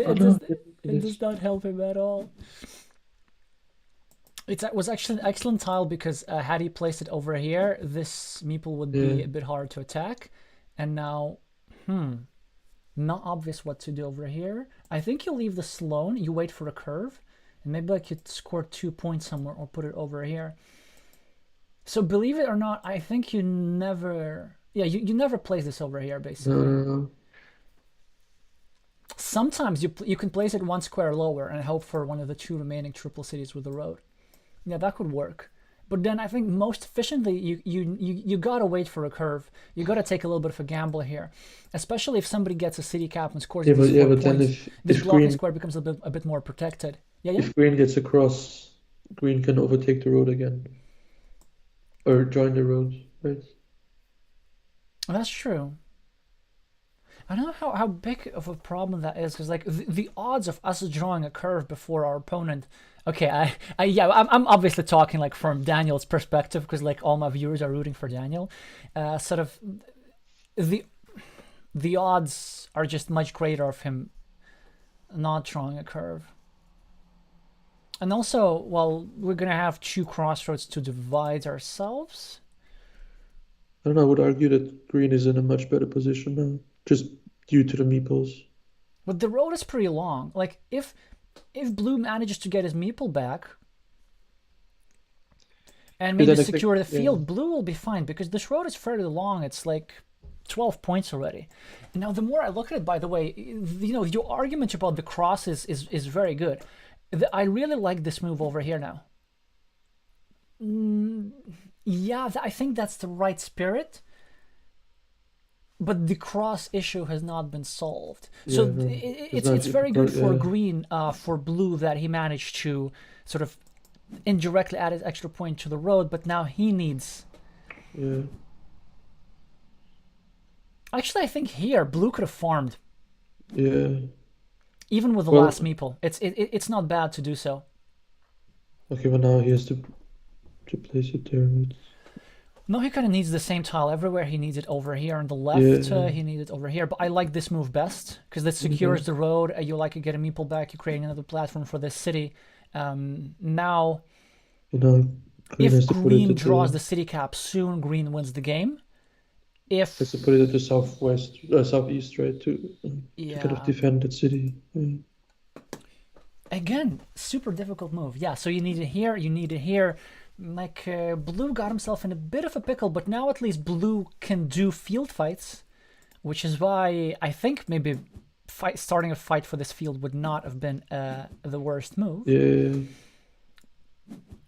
And look at that, blue is doing perfectly fine, and now blue solved the problem. Yep. Yeah. But green still has. Yeah. Keep talking. I'm gonna do the usual stuff. Maybe if you can just scroll a bit upwards so we can see the entire map. Uh-huh.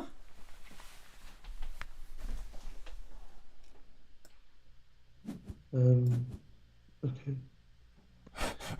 That's extravagant field connection, which will be Well, stopped in its tracks. Yeah, well, yeah. green can afford, right? Not anymore. Now they're equal on meeples.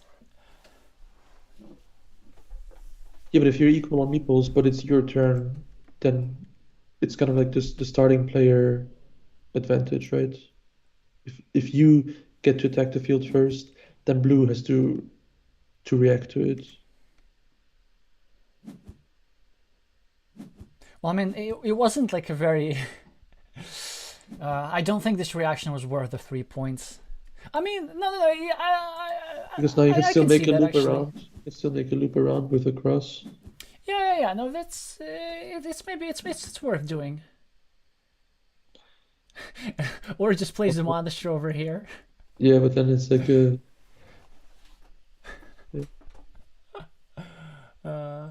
Wait, okay, so what's the kind of count?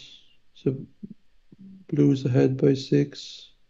1, 2, 3, 4, 1, 2, 3, 4, 3, 4. It's actually really close. Yeah, blue's ahead by 5. After this move, blue's going to be ahead by 7. But of course, this is the game where you can't afford to lose the field. So if green connects, which could be unpreventable. I think both players will go for the field, but actually, it's probably worth counting a bit. And 1, 2, 3, 4, 5, 6. It's only 18. Okay, I don't know what that is. What's that, farmer? I think that's a hallucination. Yeah, it happens to the best of us, but like I think he thought it was the same field, but it isn't. For a second, I thought so too. But yeah, okay. I hope that this move doesn't decide the game, because it would be a shame. Juliano is asking, is this semifinals? Yes, this is the first game of the semifinals. Daniel Ayala versus Bay Ererub. And in the other semifinals, San Francisco, right? we have another Daniel playing Greg Korleski. Okay, so now this move is actually creating another field entry platform. Which I think is precisely what he wants. Yeah. By the way, both players are hallucinating, because I think now green started to think that blue is about to join to his field. Maybe blue knew what he was doing. Blue actually can, blue could also try and connect through the curve. I don't think that this move was good, because there was still an off chance for this meeple to join the farm, but now it's completely gone.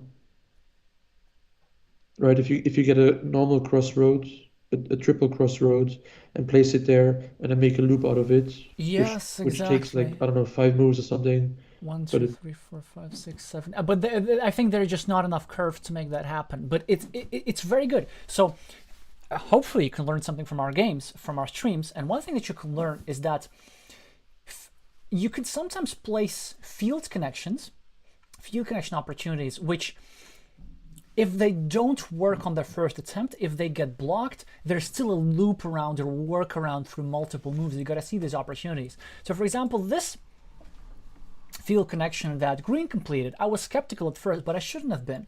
Because even though the first attempt was easily blockable, there was still the off chance of the monastery or another loop around through the crossroads, and this is exactly what happened. And also, one other reason why this was a good move is actually it just took away a field connection spot away from... Yeah, exactly. That's what I was trying to say with like the tempo or the... Oh yeah, but now they're still like fighting about this one connection there. Well, I Oh think no, this is no, also about the creates a city. Yeah, blocking no, yeah, platform yeah, for the about the city, city. yeah. Okay, but now is green like just winning outright? Oh yeah, with the field, of course. The field is 21 points. I think, Yeah, so now it's probably thinking about going down there. Yeah, yeah, exactly. blue has to go for the Going YOLO for farmer. the 100 elo farmer. Yes. I think then a ninja farmer is the Latin American term. Yeah, but it's only ninja if it's like if it really works, right? Uh, 1, 2, 3, 4, 5, 6, 7. Yeah, so that's 21 points for the field. You have to. Go, go, go. Do it, do it, do it, do it, do it. Oh, wait. What Are is there even 12? curves? 1, 2, 3. I think there's one left. 1, 2, 3, 4, 5, 6, 7, 8. Yes, 9. Oh, no. Yeah, but then maybe there's like 1, some 2, of 3, the other 4, 5, curves. 6. There's not a single curve left in the game. You look at that. 1, 2, 3, 4, 5. Yep. 6 city caps with a curve. Out. 9 curves. Out. This is so unfortunate. This is, by the way, something. This is why tile counting is important, not only at the end of the game, but during the game as well. You have to think what kind of field connections opportunities will there be. And now it seems that there's like only one way to connect. No, not here. Was here, taking then... 2 points over here and then trying to connect through, well, this kind of tile precisely. Yeah. Okay, there were 2 left. Yeah, I think that. But then maybe is there like a single city cap left? Yep, I think so. One, Yeah, so 2, 3, 4, then he 5. will go No, at the no, bottom, right? No, or like a city cap divider. 1, 2, 3. No, no. no. Yeah, I think. Like, what do we do here? We're just completely screwed. Well, no, you can if you place it at the very southwest. Yep, Yeah, here, then leftwards. Like then you're city to the hoping left. for a city plus a straight, not like that. How are you gonna win? Wait, is that enough to win? I don't think that's enough to win.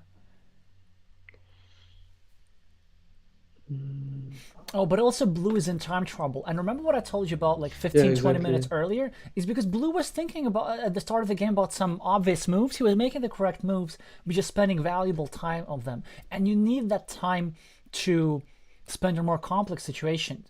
15 minutes is not a lot of time. There's actually, that's why in the World Team Carcassonne Online Championship, they give 22.5 minutes instead of 15 minutes, which I think is great.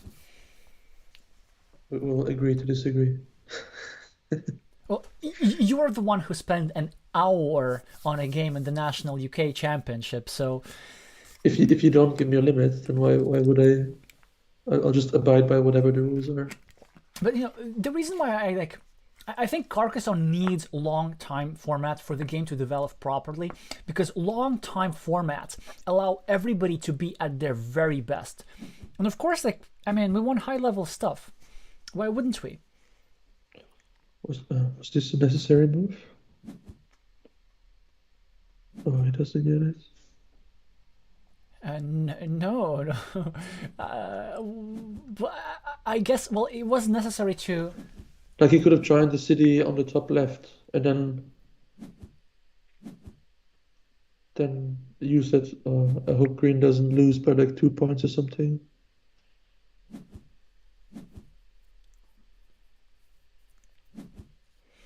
Wait, is blue winning?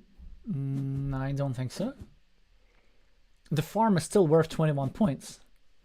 Oh yeah, yeah. So like that one farmer.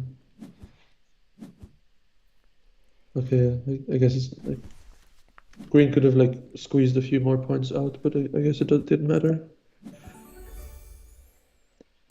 So yeah, Maybe I should not have doubted Rubian's farmer. But then again, you see, no, I maybe. liked it as soon as he played it. You're like, no, no, no, this sucks. Yeah, no, I'm. That's unfortunate that I said that actually. Yeah, but well, I don't know why that was my first instinct. I guess it was like result oriented stuff because I immediately saw that it could be blocked in one move, but then I forgot that it actually could loop around. But you see, here's one thing that you can learn from this game. Sometimes you have to drop your last meeple on a farm, especially if the farm's worth a lot of points. Maybe if you spend the half a game out without meeples, it's still okay and you can win.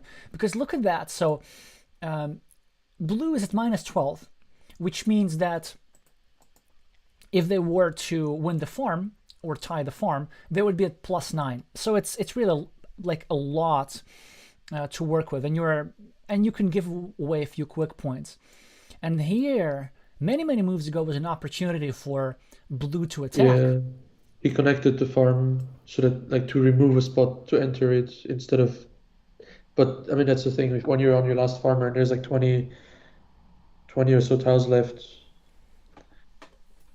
It's fine, but he still had outs to get meeples back. Like, Yeah, yeah. I can apparently DK one game one in the other one. yeah. So let's just have a look at his second game because we want to have a look at everybody. Let's hope that all the games go into decider. I would hope so. Or Yes. maybe not, otherwise it'll take like 6 hours. I don't know what I'm hoping for. DK. Perfect timing. They just started the game. Probably got past the obvious opening moves. Oh well, Oh, a bit 20. more than that. So they're also playing pretty fast. Okay, so High scoring game. uh, Well, is Greg tying this one? It looks very much so because that monastery and that monastery. now what do you do with this if you're red? What do you do with this if you're red? Like this move's automatic. Of course, you take the you you take the immediate 7 points chance to get your meeple back, plus create a huge monastery spot next to your two monasteries. That's fantastic tell for red. And now if red wins the coin flip and drops the monastery first, I think there's just no coming back from this. It looks like an equal game, like there is a bit of an imbalance, because in compensation for the monasteries, yellow dropped a farmer, which is normally what you have to do. That's how you have to play against monasteries to create this imbalance. But then I don't think it's going to cut it this game. Like That was yellow the will ideal have to tile draw a too. monastery in order to win. Oh no, he didn't protect the monastery. Yep, Okay. misstep. I think from. Well, that's how. It's just to keep it interesting, right? Yeah, exactly. But then on the other hand, there comes the farmer, obviously. Yeah, I think it's still looking very, very good for the Reds. Just like slight inaccuracy.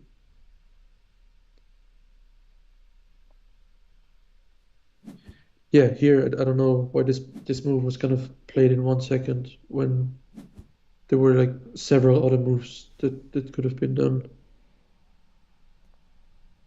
So now this move warrants a lot of thought. I see two candidate moves. Well, actually, I Okay. see multiple candidate moves. I'm guessing this one wasn't one of them. This wasn't one of them. So generally, tip. I don't know. Is that too not modest enough to say pro tip? It's fine. Pro tip. Um, Generally, you want to extract value from every tile. Like what this does, you just put it somewhere off. You just skip a move.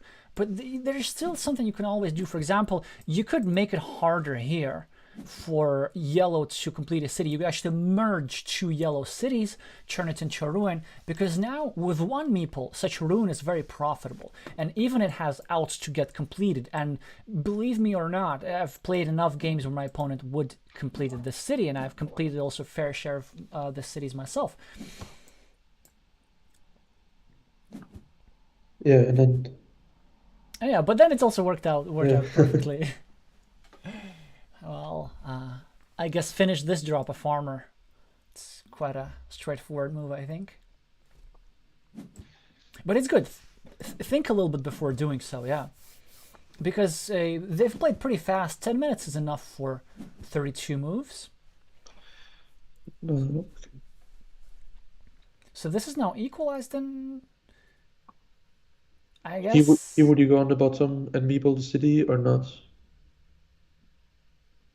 To kind of try and fight for that farm, for the ruin. Or get 3 points. No. I think this is better. There will be better tiles, like this one. With this tile, you can fight for the ruin. I Yeah, wonder but if Greg will do that, I, actually. I don't think that red will do it. Yeah. Well, I think like as yellow, I would have done it with 3 meeples and kind of having to fight for. Yeah, here again, I would do it. Oh, I think 5 point road is better. Yeah, I like this better. Really. Yeah. Because like blue can come back. Oh, blue, white side. Well, actually, it's a good sign. Today we probably were in good shape because I think that's the first time I did that. There is no blue. There's only yellow and red. Yellow can come back if yellow is the first one to draw the monastery. It's a very high variance game. And you see now, red, recognizing that they're in the lead, just goes for conservative stuff and make sure that nobody can try and attack this big ruin. So just finishes it, gives his opponent 3 points, but at the price of 3 points. Oh, but now. Yeah. So now the game is like almost equal again now. Yeah, and actually now I favor yellow here. Yeah. Yeah, with the 2 farmers already kind of on the way. Just one move too late. So now it's red. Do you try? There aren't too many good monastery spots, but then I think it's perfectly fine to meeple the monastery there, actually. Yeah. Also, it creates a huge blocking threat because there are no crossroads remaining in the game, which means that this can be blocked with a single move, and this is exactly what he'll do now. This is actually quite unfortunate for yellow because I thought these 5 points would have made a great difference in a meeple back, and there was a sufficient number of curves to make it happen. But red found a good use to that monastery and a blocking sequence. And now, if you're red, I think you block yourself and just place it over here. Because, I mean, I don't think you can allow a second farmer into your own field, right? And also, this road, you're not finishing it anyway. Okay, so he wants to take another city. Yeah, this is also decent. Now he has to attack the city to prevent the farmer. Always. And like make a loop, or are there not many curves left? There are 2, I think. 1, 2, 3, 4, 5, 6, 7. Yeah, there are 2 regular curves. Like that. But that's not enough, and he decided to do it like this. Also, one of the reasons why he did that is because many of the city plus road tiles have gone out. Like all the 4 starting tiles, all the 4 city caps with the straight roads have gone out. All the 3 city caps with the crossroads have gone out. So actually, there's not a lot that fits in this hole anymore. I can see 2 of these tiles, so I can see city cap with a leftwards turn. But that's pretty much it.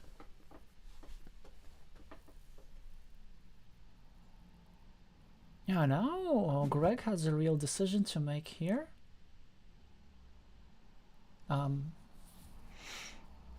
So drops a city cap. But there's still 2 triangles with the curve left too for that city at the bottom, if I'm not miscounting. 1. Just 1? Yeah. But that's not how you want to use that. No. So that's great. So red built the stuff for Yeah. yellow, and I think the reason why actually red did that because maybe they just weren't sure what to do with that tile. I don't know. They were. I think they were good candidate moves. You could start a new city, or there's one curve remaining, so he just goes for the 50-50. 1, 2, 3, 4, 5, 6, 7, 8. So now, of course, yellow will connect, and yellow will connect the second farmer and win. At least that's the only way I can see this. And I think yellow should connect because there are just so few road finishing tiles out. In fact, like this meeple is not coming back unless red is The road getting a monastery. monastery with a road. So yeah, see, this was left, and now I think there was a decent farmer. Because Yeah, of now course. Even if just this one, I didn't say that it wasn't. I just said that like it's risky for 50-50, but 50-50 is also fine at this stage. No, but what I'm saying, like, it's not 50-50. It's more It's more like, I than don't that. know, 60. Exactly. Yeah. Okay, so now red goes there. And it just opens up the farm Yeah. wildly and Okay, widely. so now if yellow gets any roads, Well, yellow doesn't get the tile. yeah, so now what do you do with this tile? What's the score? Yellow is one up, right? So far on Yeah. the field, yes. No, I mean the previous game. Yeah. Yeah, okay. So at least yellow can rest on that this is not the end of the road. Yeah, kind of restricting. Okay, so now there are two. Here. I think here is better, but okay. Okay, so now Probably a meeple actually. yeah, because if you only have like a couple of moves left. Yeah, because there is the 4-point road next to it, which can be a 5-point road +1 for the monastery. I think they're Only both. 2 straight roads remaining though. Oh, okay, but I think they're both in the mindset that they're just going for the farm now, which is very often what people tend to do. But then I'm thinking, is there a way how red can win without the farm? Because the farm is worth 1, 2, 3, 4, 5, 6, 7, 21 points. Yep, I think very good move from red. Kind of Yeah. taking away a connection spot from yellow. Yellow now drew an all-important curve, which is, of course, going right over here. And yellow will have... It's good that yellow is thinking. But yellow will have a 3-2 majority, and this might just be enough to edge it out. Is there a curve left? Yeah, There's a straight road left. yeah, okay, so Pum pum pum. There's 2 straight roads left. Which is why, yeah, I know why yellow was considering other stuff. but so now yellow has to But then if yellow doesn't connect, the yellow gets blocked. And now yellow needs to block the yellow. I don't know what even yellow needs to do. 1, 2, 3, they're triangles. here and not Yo! Yeah, exactly. That's such an awesome move. I was gonna say that's what should happen. Oh, But I mean it's still like kind of man, that was good. That's the yeah, and also there's no way to, because there's no city cap yeah, so with a now there's curve. It's not possible to separate. So if anything, maybe you just like place it over here somewhere and just secure a reconnect. 1, 2, 3, 4, 5, 6. Actually, I have a feeling that maybe yellow's not gonna have enough despite that, but that's what he had to do. 3, 4, 5, 6, 18, 7. Very close. Just take a point to your ruin on the bottom right.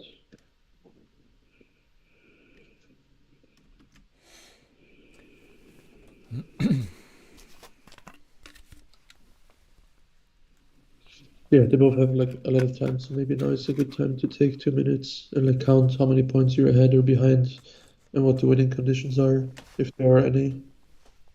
Exactly. So count precisely all the tiles remaining. We're gonna try and do that as well. So I remember that there are no curves. There's still, I think, 1, 2, 3, 4, 5, 6, 2 straight. No, 1 straight line. 1, 2, 3, 4, 5, 6, 7. I tend to count the points first and then like see what I need. But yeah, Interesting. Okay, you do the points and tell me what's happening. I do the tiles. So one straight line. One, two, three. One triangle.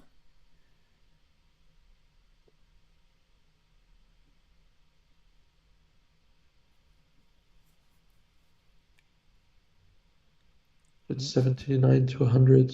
It's 80 to 100 now without One the farms. Yeah, one vertical city splitter. 20. By the way, I think it's a strong move from yellow because yellow calculated that it's okay Yeah. for them Oh to have a no. point. And you see, this move, Yeah. it doesn't do much because yellow knows There there are is no no curves curve. Yeah. remaining. Yeah, Yeah, but at so came least here with the triangle. yeah. I think red wins You think red wins? because they're 20 ahead on the board, minus and without the farms. And the big farm is only 18 points, but then red has 6 points. So it's 12 points. No, no, So no. The big farm is like 1, 2, 3, 4, 5, 6, 7, 8, 24. oh no no okay, so 18 points ahead Yeah, from the 18 farm. points ahead. Sorry. Yeah, that's true. That's true. So if the game were to end now, I think red is ahead by 2. So uh, Yeah. So I think actually, in order to secure the win, what red had to do, they just had to take this 5 point road. yeah, I mean, what do you do if you're yellow? Do you? I mean if you take 1 point. No, not that. Not like that. Oh no, okay, No. now red wins. Uh, Right? This is I think 100% yeah, red red again. now wins. That was I think that was Or missed like up from red. 7 or minus the 5 points, so like 2. Yeah, I think red wins by 2 or something. Oh, by way more. I think that by 9 by 4. Oh no, yeah, this was plus 7. Yeah, This was so plus 2, yeah, 7. 2 plus 7. But So then I think minus maybe it those was just 5 points enough of to like 4. block this or use this tile to block this. I think yeah. Oh, that's another misstep from red, scoring 4 points instead of 5. Well, all the better for us. I think yellow played very well up to a point.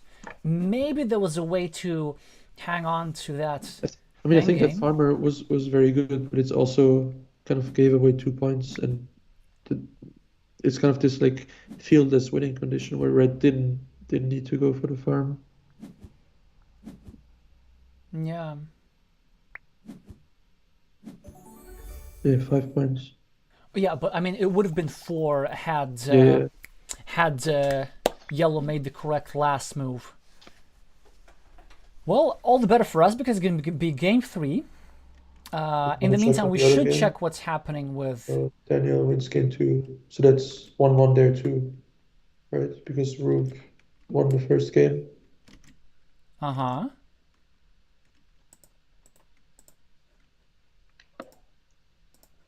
Interesting. Okay.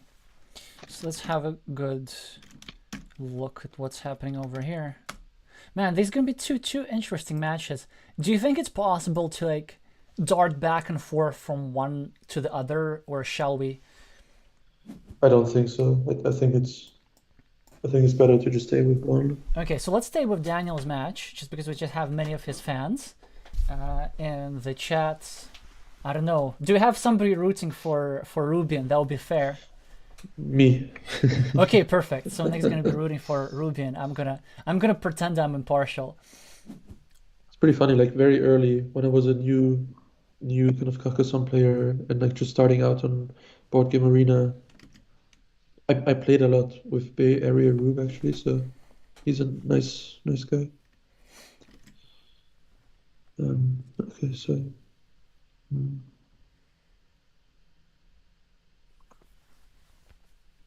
mm, Oh, I've been sitting here for so long that my neck,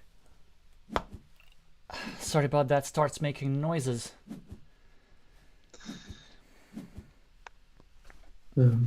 okay, so equal on the boards. He has to. Yeah, that was Well, very good move from Daniel. Now, Yeah, you want to have three meeples on cities at the start of the game. It's not too much. And now you point it here and you take that road as well. Although I think he maybe won't take that road, he'll be a bit too shy to do that. But you can do that. You can get away with that in the early stages of the game. I'm not sure if that's because then he has only, yeah, I don't know. I guess it Two depends on meeples, your that's a fortune. philosophy. That's a fortune. Yeah, but if you have two meeples invested in a road that the opponent has like no point in giving you back, yeah, that was the move I thought that he was going to go for. Yeah, but then you see, it's fine. It's a perfectly fine conservative play.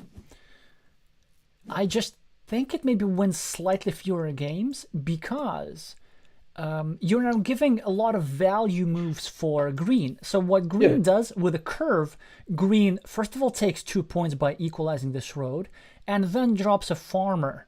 So that's like +8 in one move. I'm not sure if I want to do that. If yeah, I'm exactly, 100%.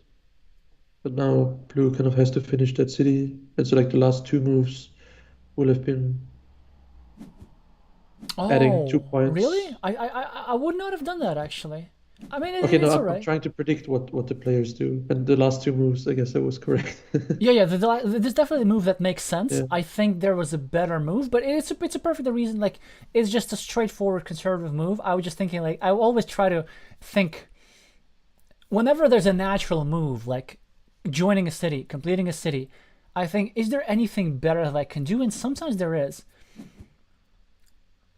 doesn't take the monastery. Yeah, I think that's definitely a big misstep. And look at that, just wasted 5 points and also expanded Green's field massively. Now, the only Green's field has 9 points on this field with minimal connection options because if you connect over here, it easily gets blocked and you're connecting through Green's monastery. But also, Green controls the extra squares for the field. So with this monastery, because green can drop dividers and stuff like this and start new cities over here, It's pretty much nice. unimpeded. It's very interesting kind of dynamic where it's kind of, I would say, green's game to lose. Like if green plays properly and doesn't get too unlucky, he should probably win this quite easily. I think so, yeah. Like probably the way blue wins this is blue really, really quickly gets a triangle and drops a farmer here, and gets another triangle with a shield and completes a city, and gets a divider and drops another farmer over here, like something like this, and just scores a lot of points. So you see, like we haven't seen maybe obvious missteps from blue, well, except maybe not meepling the monastery. And placing a farmer into the void in the last game.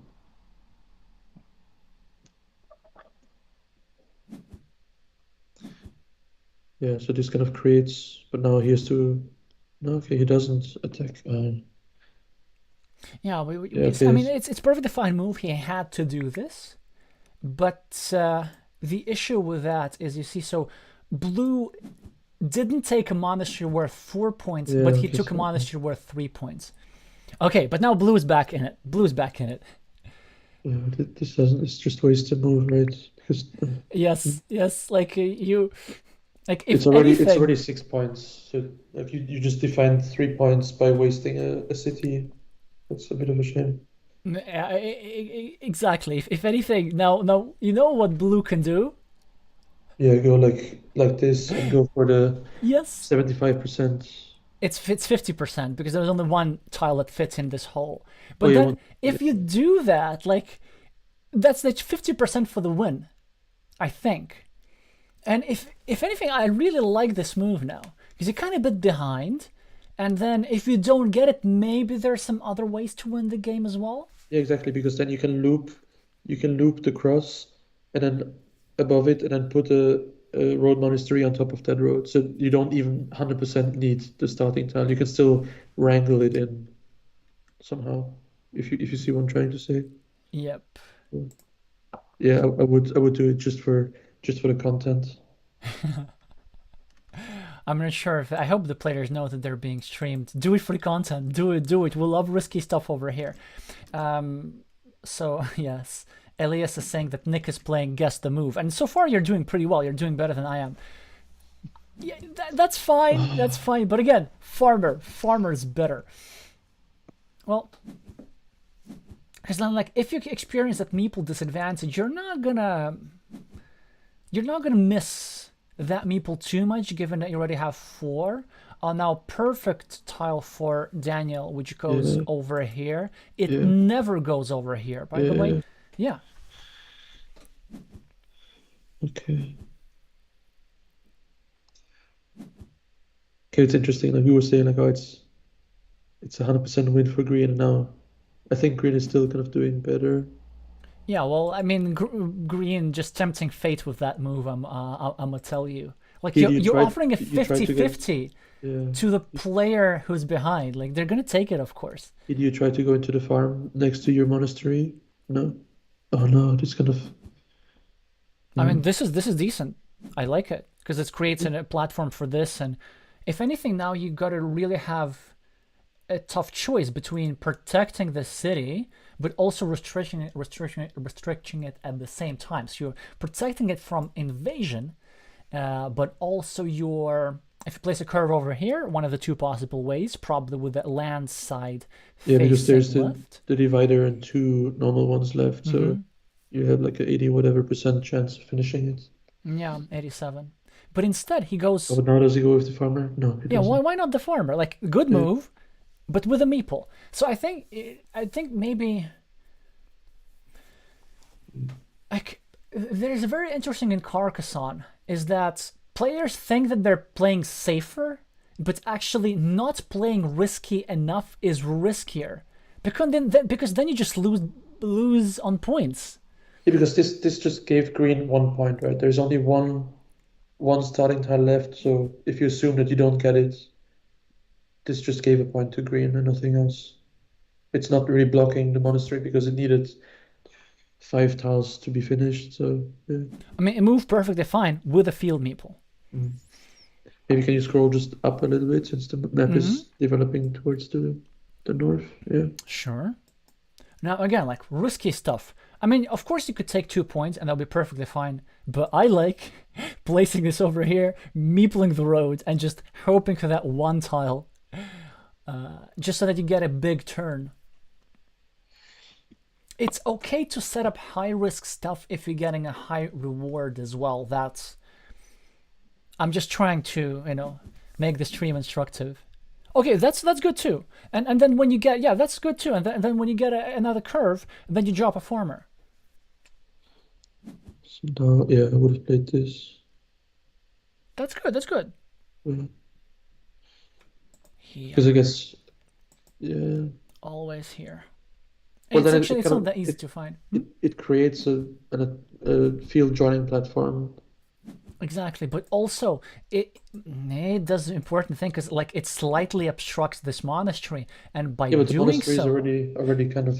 Yes, but but then it defends the exactly, field. exactly. It defends this point, so it attacks this point, but this point attacks this point. So if I don't know if you're following this because unfortunately, like I couldn't get the right pointer today, but basically, blocking the blocking square is the same as protecting the square that you need. Like in Carcassonne, sometimes you also need to block the blocking square for the blocking square for the blocking square. That actually happens, and you get extra bits of equity for that. I think he's gonna place a farmer now there. Yeah. No, he doesn't. Okay, that was wrong. I would have placed the farmer there to just kind of secure the coin flip. I know, yeah, because like blue is still very much in it. Like this stuff over here. It's all 3 tiles are remaining, right? Looks like it, yeah. So this is pretty secure. Yeah. Down here. Oh, yeah, he protects, and that's it. It's gonna be just a massive city. So that's 14 points plus 3. 6, because you get you drop a farmer after you complete it. Yeah. Okay, Or let's have depend a look at the depends when you chat. complete it. If the next tile, I don't know if you would take the farmer for. Oh no, yeah, yeah, no, you would. There is a second city connected. Yeah. Mm-hmm. Okay, so green gets one of them. So 75%. Good enough. I wonder if you wouldn't even take the roads because most of the crossroads are still out. Yeah, so I think if you're a green, you never place here. You Yeah, always yeah, and you take the roads.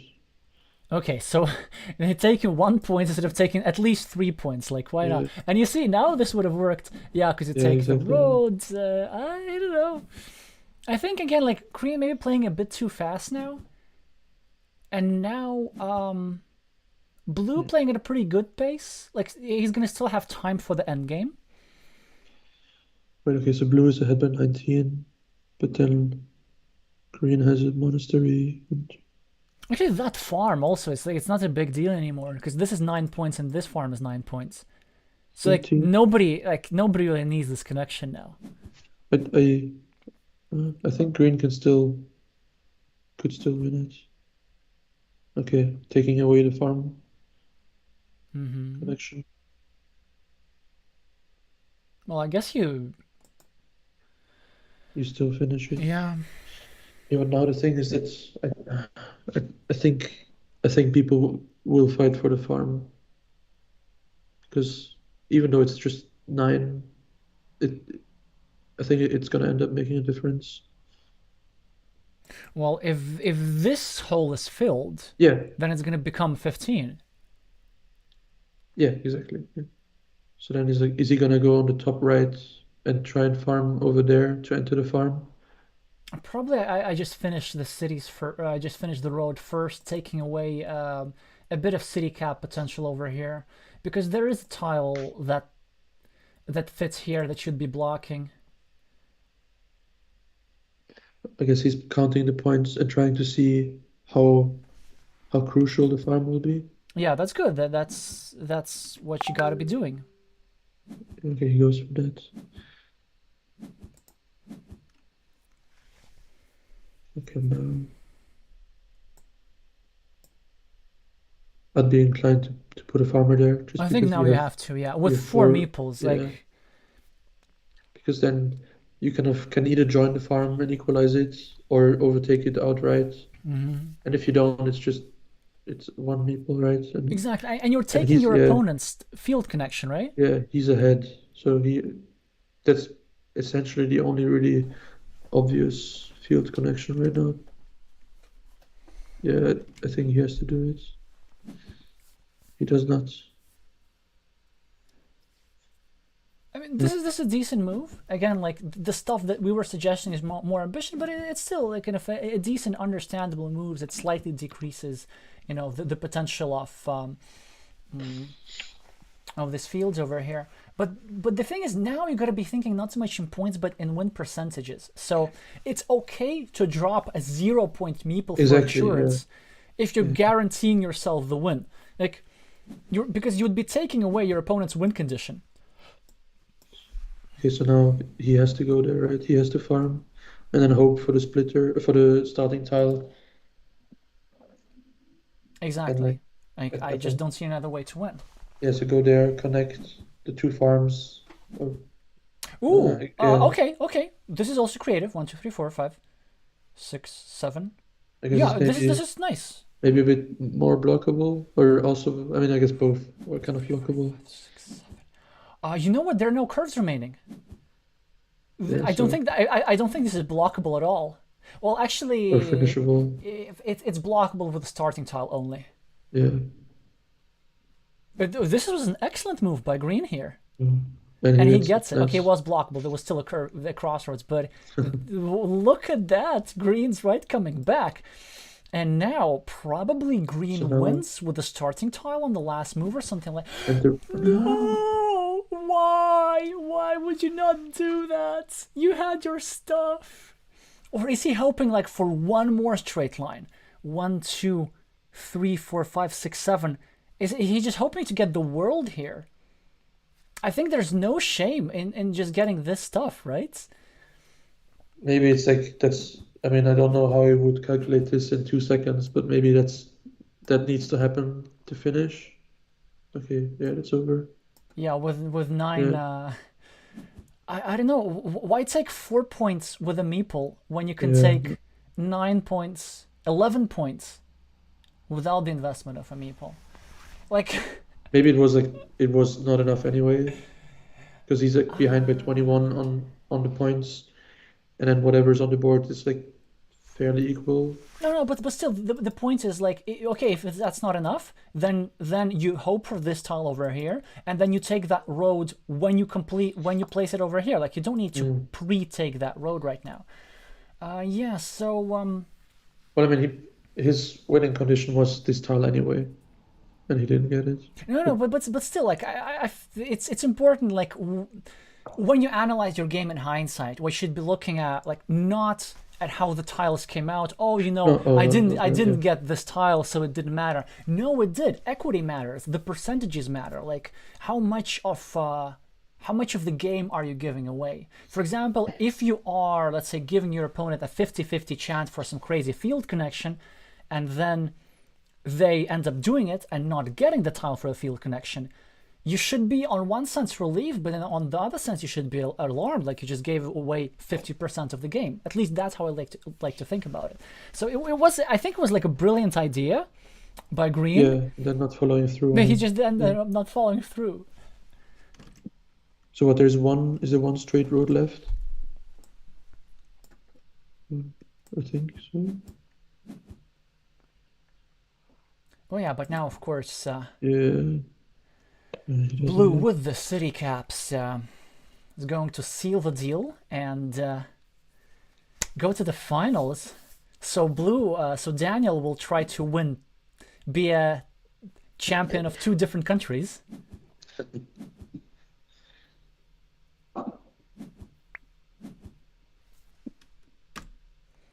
Okay, so let me think. Green could have had 15 more points. Would it have mattered? inclined to say no. No, but it would Yeah. have been like way close. So actually, had Green placed it over here, they would they would have the 50-50 for the win. Mm. Yeah, that's actually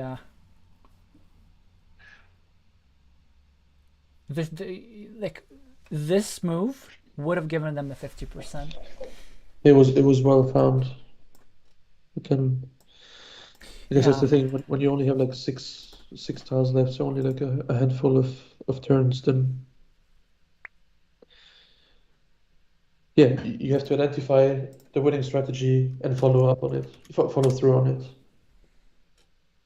So what happened there?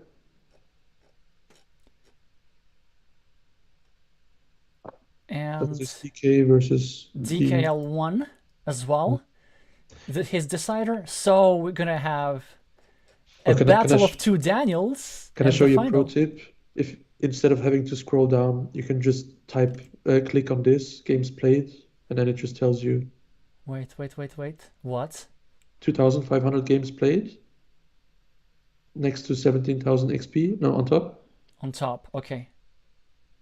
One to the right here, and then Oh, you've saved me so much future time. Like, and these extra seconds add up to like hours over the next few years, if not days. Oh, thank you so much.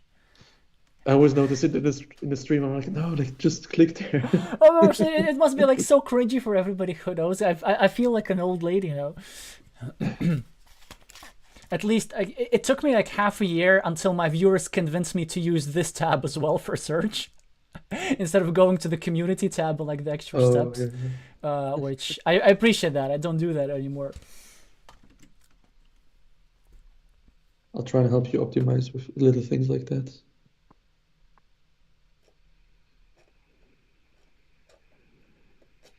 Often what's even quicker is if you go into your own search bar and type in, I don't know, ever or something, assuming that we've played before and my name will be in your search history, and then you don't have to even go through that. Yep. This one I've already figured. All right, so I'm guessing it's 8:30. will be the final. Well, unless they want to have like a more serious break or something. What time is it over there? -8. Yeah, maybe they're gonna have lunch. If they're both on the West Coast. Yeah. Sounds like someone asked for a long break. Define long.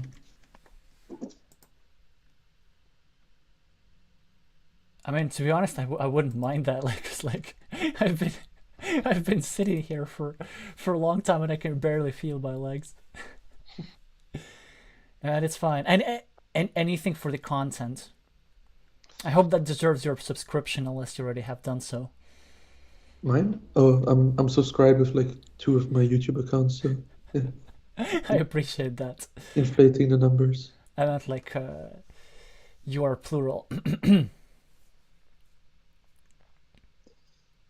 Oh, let's read his bio. He's won Copa America and showing off all of the individual match stats. It's pretty good, 6 out of 6.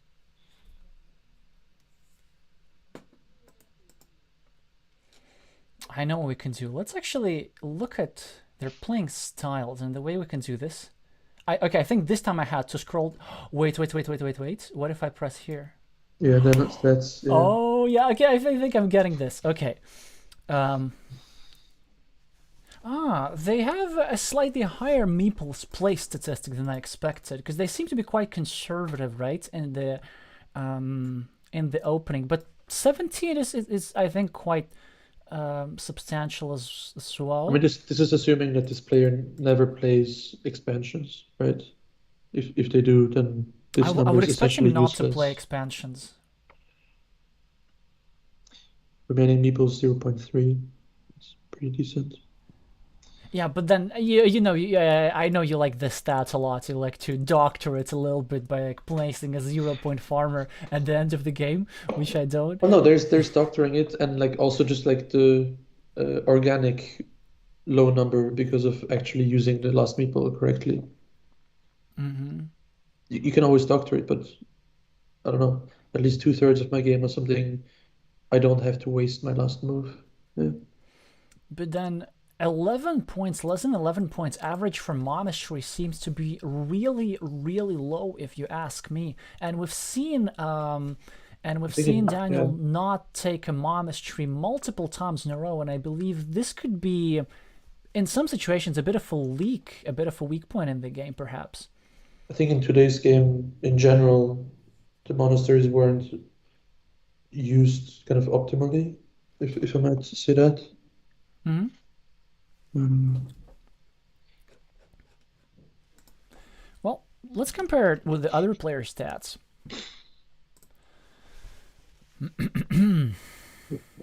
Yeah, that's lots of games. Lots of Carcassonne games as well. 14 in the monasteries, yeah. Yeah, that's more 34 in the remaining meeples, so you know which person I favor. a bit more meeples placed and a bit more, and actually substantially more field points. And I wonder, not too many road points actually, which probably means that they're not as greedy as I am. Maybe my road average is sometimes a bit too ridiculous. But I think like 20 is something that's really good. But probably what I can infer from these stats is just because overall his points are higher. This would mean that he partakes more in high scoring games. Probably this means that they do not block as often. And in fact, actually, I didn't see. I guess I can't call him Daniel anymore because it'll be ambiguous. I didn't see DKL block a lot, which is perfectly fine if you ask me. But it looks like we'll be having not only a clash of Daniels, but a clash of style. Slightly more aggressive versus slightly more conservative. So when did they agree to start, do you know? Oh, lunch break. I don't know for how long, is what someone said in the chat. 4 p.m. East, so that's like Oh, that's 9 half an hour, p.m. right? Wait, why is it East? East is Yeah, Eastern yeah, United which States. yeah, which is what, -5? Yeah, so 9 p.m. Yeah. Yeah, I don't know why Carcassonne, Catalonia insists on UTC. It like really doesn't help anyone. Well, I think maybe that's why they insist that, because in the previous championship they were insisting on like Catalonian time was made Central Championship time, and I can see how people can think this is not fair. And UTC is literally no country's time, so that Yeah, would but then there's make like it a like kind more of international, global accepted GMT, right? which is I think Which is very often London. coincides to UTC. Yeah, I think it's probably like a good a good thing to settle on, but it's still yeah. Then it's like the question: do you choose something that's not not anyone's time to make it fair, or do you take something that is kind of like somewhat used by half the people, and then the other half of the people know what their time zone is with respect to that one. Anyway, yeah, it doesn't really matter. It's just always funny to see this UTC, and then I never know if it's like +1 or -1. Yeah. Yeah, exactly. I do sometimes miss it, especially because like GMT and UTC is not the same. Because like as Elias is saying now, GMT is UTC or UTC +1, depending on Mm. the time of the year. I do think that the choice for UTC over GMT is also in the name because like GMT is Greenwich Meridian time, as Greenwich is in the UK. So it's like very Anglo-centric. Yeah, I think it's probably fine not to be Anglo-centric. Yeah.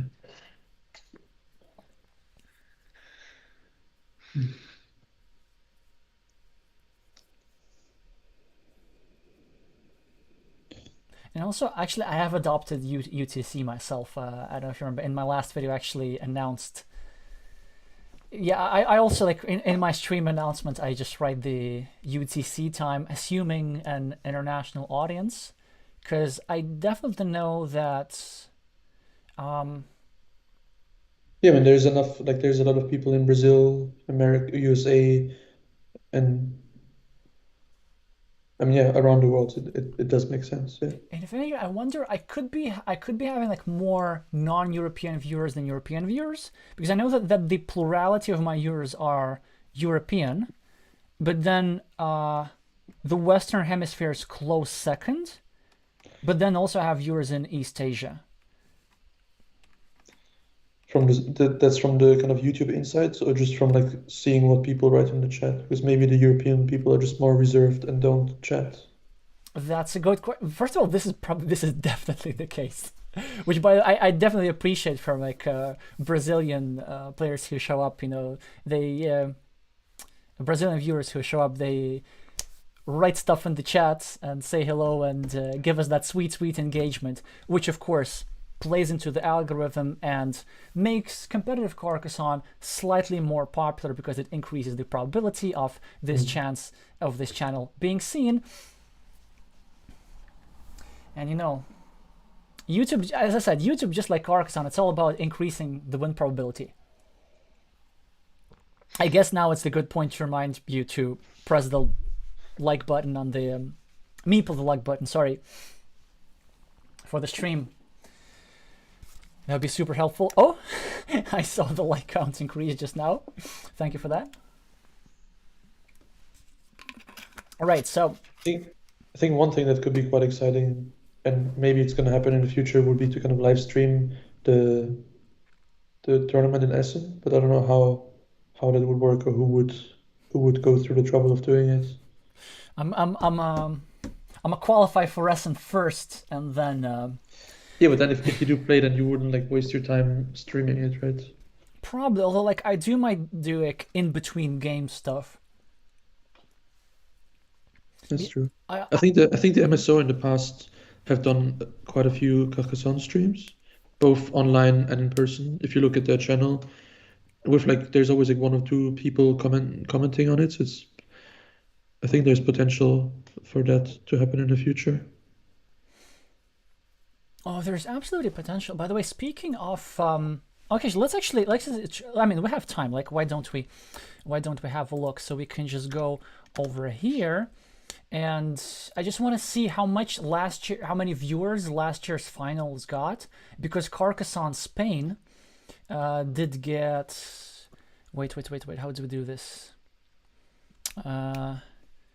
Carcassonne World Championship 2021 finals. It's gonna be on Carcassonne, and I think I had like a ridiculous number of views, right? 72,000, which is pretty a lot for Carcassonne. Oh, I didn't see it as 1,000. I just saw it as 72. I was like, wow, that's really low. Yeah, it's a pretty good angle. They're playing with these huge tiles.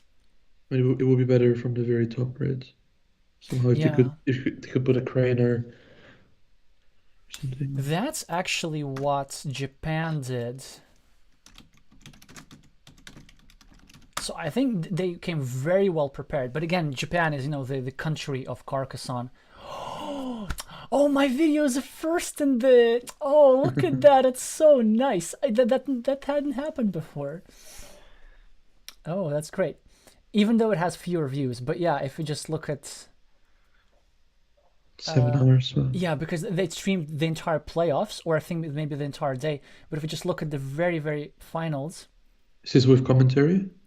that's with Japanese commentary as well. See, they have a view from above. They have two Japanese commentators whom you cannot see over here. They have the points counts, the tile counts. So they're taking this stuff really seriously, which is great. I mean, I wish the more countries can do that, the better.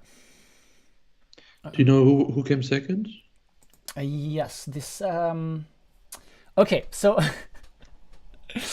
yes, I know, but I don't want to spoil that, because like people might actually want to watch the game, and it's a pretty entertaining game. And also, I guess I don't want to spoil that, but my next video might be directly or not directly or directly related to the Japanese championship. So you might see that in a few days. Yeah, and as you see, like earlier, they just have. I think they're streaming the top tail, but also the top angle is pretty good. You can pretty Yeah, much this is see really good. everything.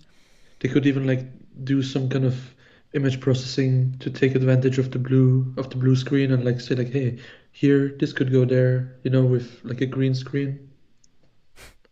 Oh yes. I mean, that's something actually that I was a bit trying to do today, but it just didn't work out before the stream. Sometimes they have this technical stuff which works perfectly, but then on the day we actually need to use it, it just stops working. But I'm gonna keep trying. So maybe you're gonna see something new on the technical side for my next stream, which is next week, by the way. My next stream is the subscribers tournament. Alrighty. Which I thought was today. Yes. I don't know. So, shall we take a 10-minute break or something? Sure. Yeah. Well, unless we see I have any questions from the viewers, I also have to. I think it's have a just look. one person doing a monologue right now in the chat. So Oh no, that's cool. One is yeah. always better than zero.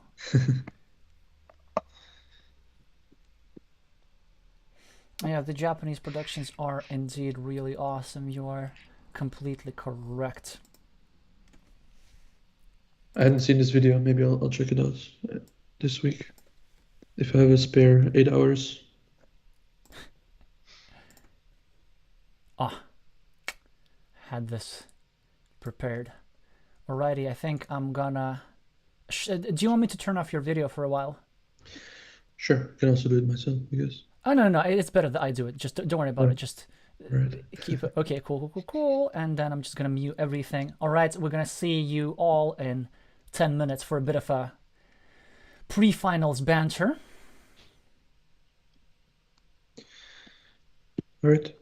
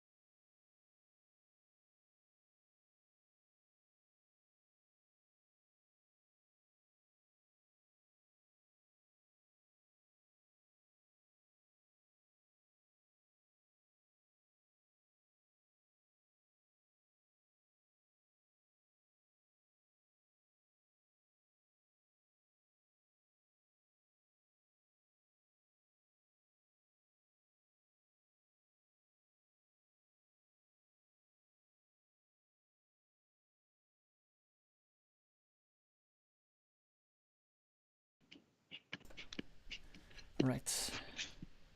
I'm back. Let me on if I let me know if I can turn you back on again, Nick. I was just looking at the World Series thing and it says five-player Carcassonne. So Wait. So let's actually try to look up because like we have to. Oh no. No, I exposed the imperfection in my backdrop. Well, that's it is what it is. Uh, missed it. so how do you say it's called? Like a World Series of. WSBG, Huh. World Series of Board Games. And the tiebreaker is unused meeples. The more unused meeples you have, the better. So I would do very, very poorly in this. Oh wow.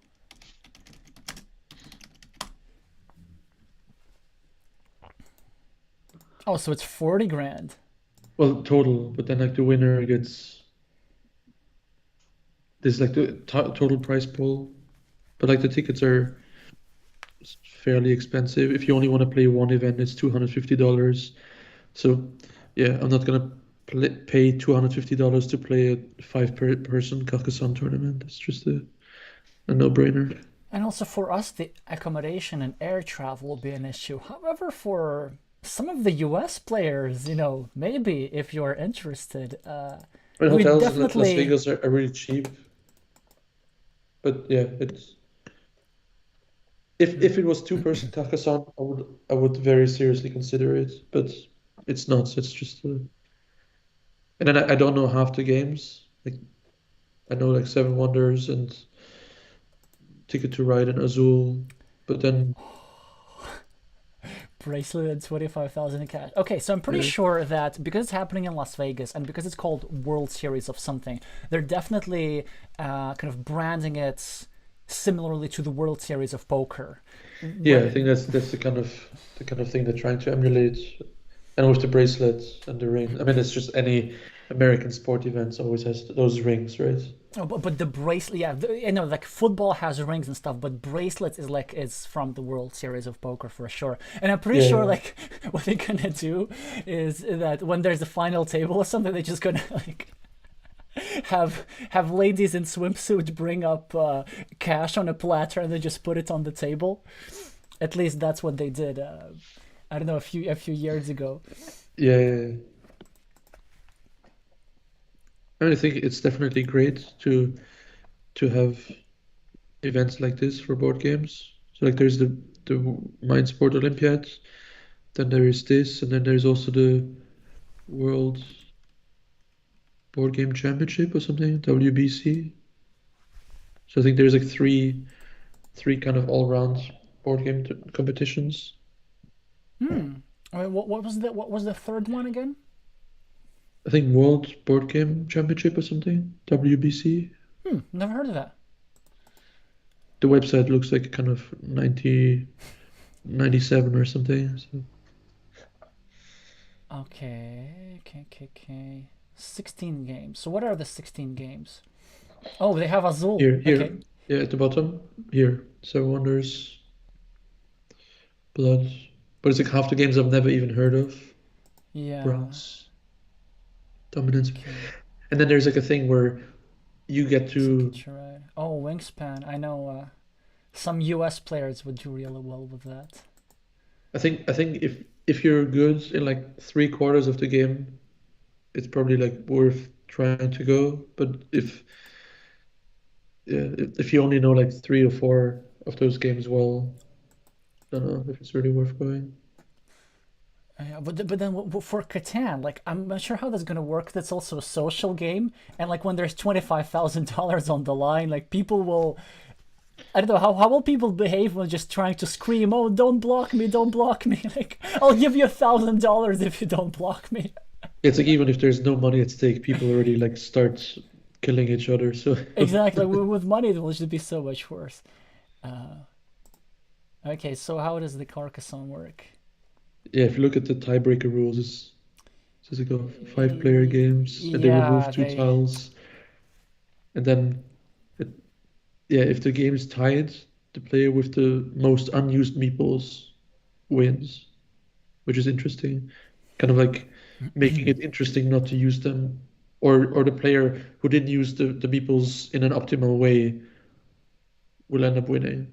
Yeah. Like this tiebreaker is at least understandable to me because like you didn't get a chance. So let's say you were waiting for a city, for a some city cap with a curve, and you were waiting and waiting and waiting. You had the better chances, but you got it on the very last move, and so you didn't have a chance to deploy your last meeple. So you get a bit of compensation for this absence of luck because you would have Yeah, scored but this then like. on your last move, on your last three moves, you still want to place like a 1 point road is better than not placing it, right? Oh yeah, but sometimes you end up like you end up getting two meeples back. Let's say if you had a city and a road tied up together. Yeah, yeah. Like this one, I can at least understand. It's still the better than the tiebreaker they used to have in Brazil at some point, even with a two-player game, and the tiebreaker was the total number of points, not the point difference, but the total number of points. So let's say if you win 150 to 149, it's better than winning 100 against like 25. Yeah, but if the game is tied, it doesn't matter if it's like 5-5 or 500-500, Oh, no, right? It's still the same amount of points. yeah, but I meant the tournament tiebreaker. Like Oh, yeah, for no, players, so they would just sum up the total number of points no, yeah, that a that's player pretty scores of a silly. tournament. Yeah. Yeah, yeah. So, but that's what Because you happens. you can play really well and win by like win a like 50-point game. Yeah, it's silly. But that's what happens when players who don't know the game organize the tournaments. Yeah. And maybe, well, it's sometimes a bit unfortunate, but then it's the job of the Carcassonne community or whatever board game in question to actually work with the organizers or even themselves get involved into with the organization, either by the communicating with the existing organizers or maybe starting new But projects then also yourselves. the thing is, if you know going into a tournament that the rules are you need to score many points, then you should try and maximize your points, right? Just how like in an exam, you know whatever like will get you a good grade, so then you just do that, even though you don't necessarily agree with this being the best use of your time to learn a certain math problem or whatever. Yeah. I know, but then it's just like it forces everybody to play suboptimally. And also there's a lot of chance involved, and there could be some collusion between players. Oh, let us both like build some sort of big city in order to have better tiebreakers than the Yeah. other players, or something like this. Like let's for example, sometimes when you don't have a tile, when you don't have a good use to a tile, you just either throw it away or you add it to a shared feature. Well, maybe you can add it to a shared feature in such a situation. It just doesn't seem. But anyway, my Wait, point yeah, was is not that not to like. this. Just like it's 2 minutes to 9, so maybe we should like join the game. I mean, I'm the game's still right here. Like it's Oh, it's oh, okay, it's okay. one tab away. Okay, I didn't realize that you had already Yeah. like We'll found be it. we'll be fine. Well, okay, I'm at the quarterfinal, but it doesn't matter. Okay, so we can just So choose either of the Daniels. what's your prediction? Piece of lands is not a good My start. prediction, my prediction is going to be 2-1. I'd be surprised if it's going to be 2-0. I think it's going to be very close. I have to say that Daniel Lee did impress me quite a bit. Um, I do think that they probably like have a 60% chance of taking it down. What are your predictions? Yeah, I probably agree with just based on the games that we've seen that Blue kind of did some interesting moves and then like some oversights. So maybe it's not his best day today, but then again, you can always bounce back. So I, I think it's going to be an interesting game for sure.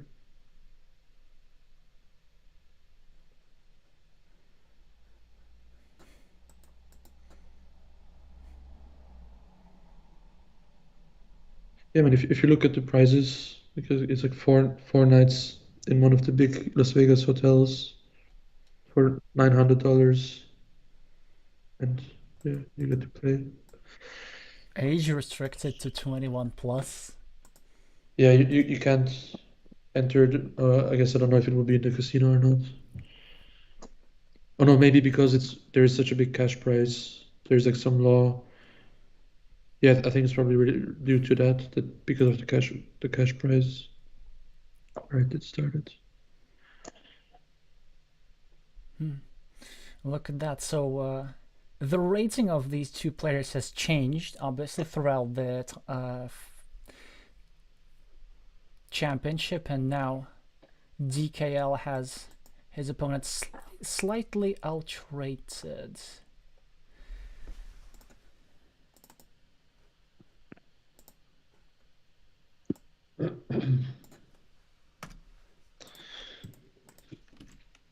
Or maybe you want to remove that text from the screen Which one? saying that Oh there's a yeah, we're break. not on break. That's a good point. Oh man, that must have been so annoying for everybody. Yeah, I keep forgetting about this stuff all the time. I don't know how do you like. Uh, yeah, of course. I've already been told to in the chat like multiple times. Oh.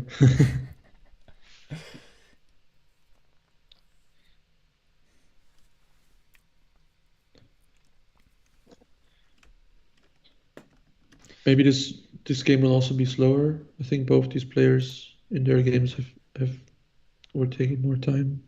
Especially Daniel Ayala. Yeah. It's good because it does seem that. Yes, I would hope that he plays a bit faster at the beginning, so then he doesn't get into time trouble at the end. All right, we're underway. Already Maybe do you some want, tiles played, and look at that. Both players with 10 tiles played still at maybe, 0 points.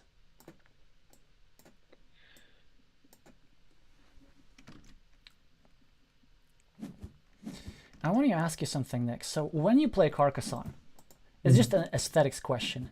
Do you start like this, or do you instantly zoom out for the maximum? I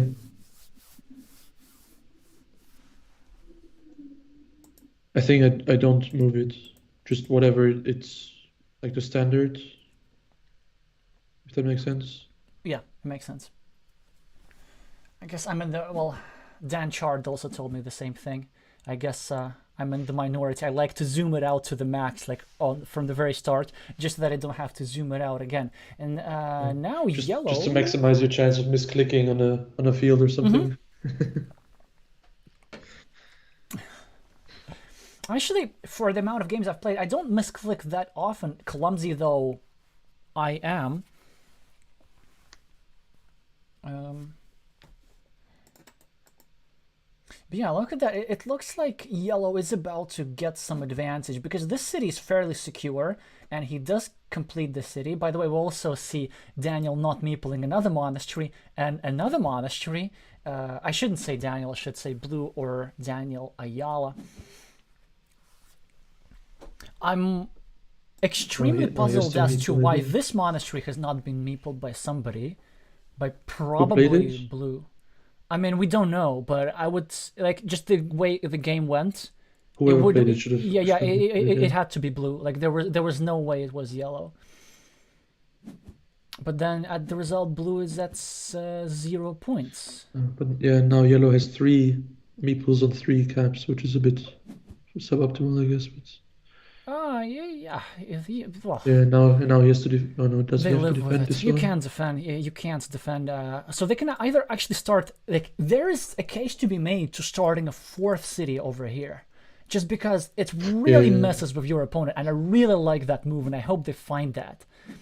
Okay, this also makes sense. This is This good. makes Okay, but perfect now he sense. gets the one tile.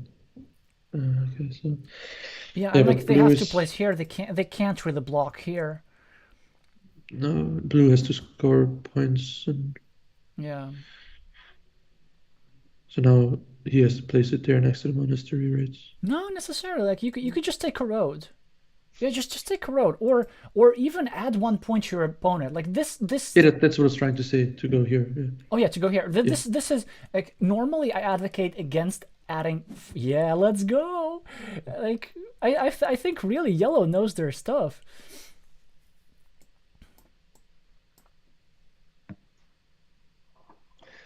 And blue gets a difficult tile to play. I think there are some decent moves that you can make, but Yeah, it's not easy to play. you could kind of mm,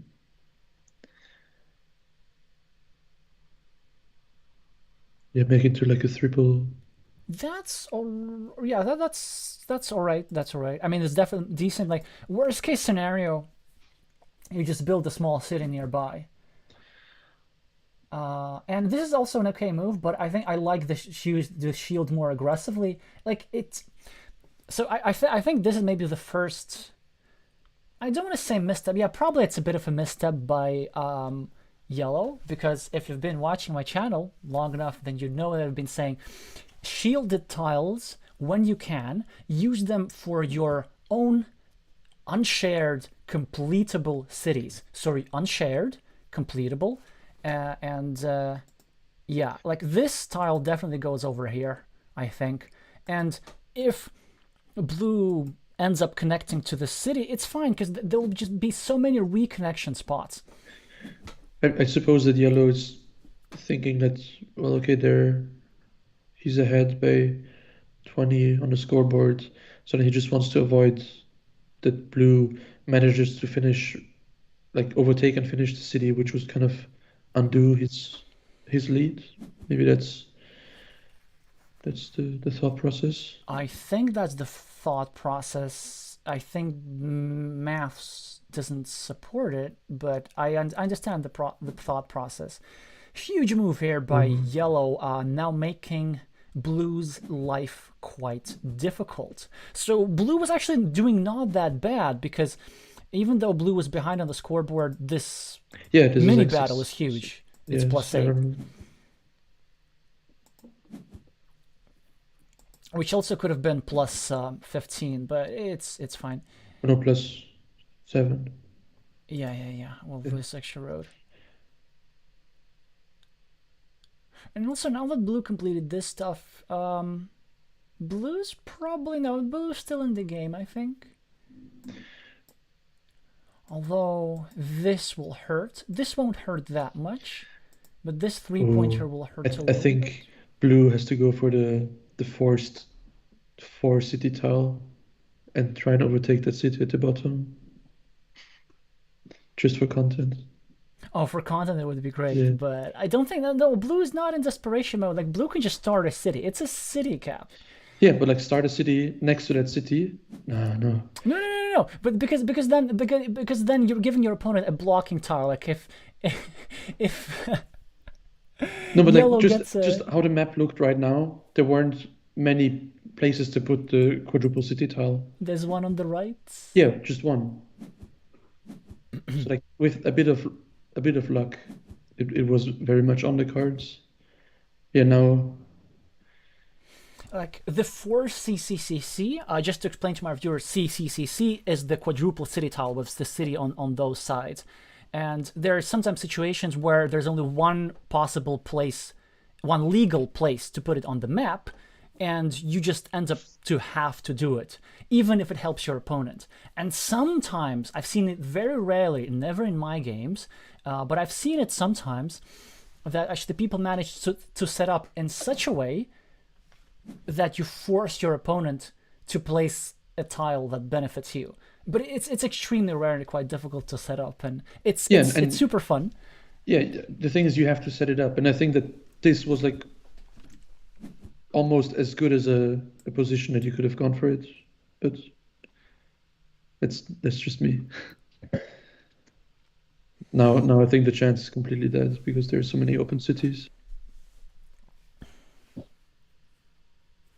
Well, if they get close, then it's a different question. So now yellow is thinking whether it's even worth to save the city, and he decides that yes, 75% is a good chance, because there's still 2 tiles that left in here, and they will Yeah. be this A will be a 9-point huge move. field. Yeah. 9-point field or a 4-point road, If blue takes the field, yeah. which they should Yeah. at some point.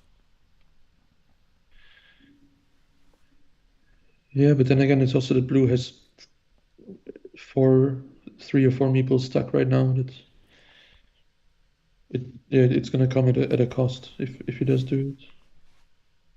I was surprised that Yeah, yellow didn't start the city here. Now I think players are making moves which are like ultra conservative in my view. Like city tiles are yeah, good for starting cities. Like you win Carcassonne by scoring more points than your opponent. I mean, so one way to win the game is to score points. Again, at the same time, it helps if your opponent thinks the same way and doesn't score points either. But then it's not very often that you get such luxury. 53. So yellow's on 54 and blue's on.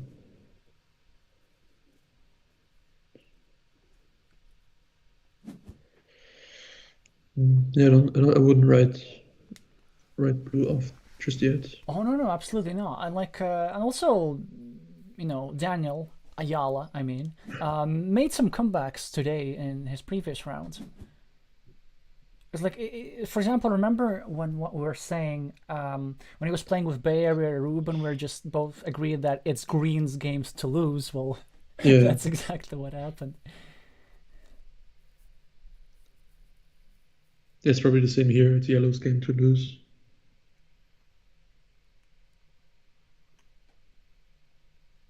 I guess the way yellow loses this is they don't get this tile, and also they royally mess something else up.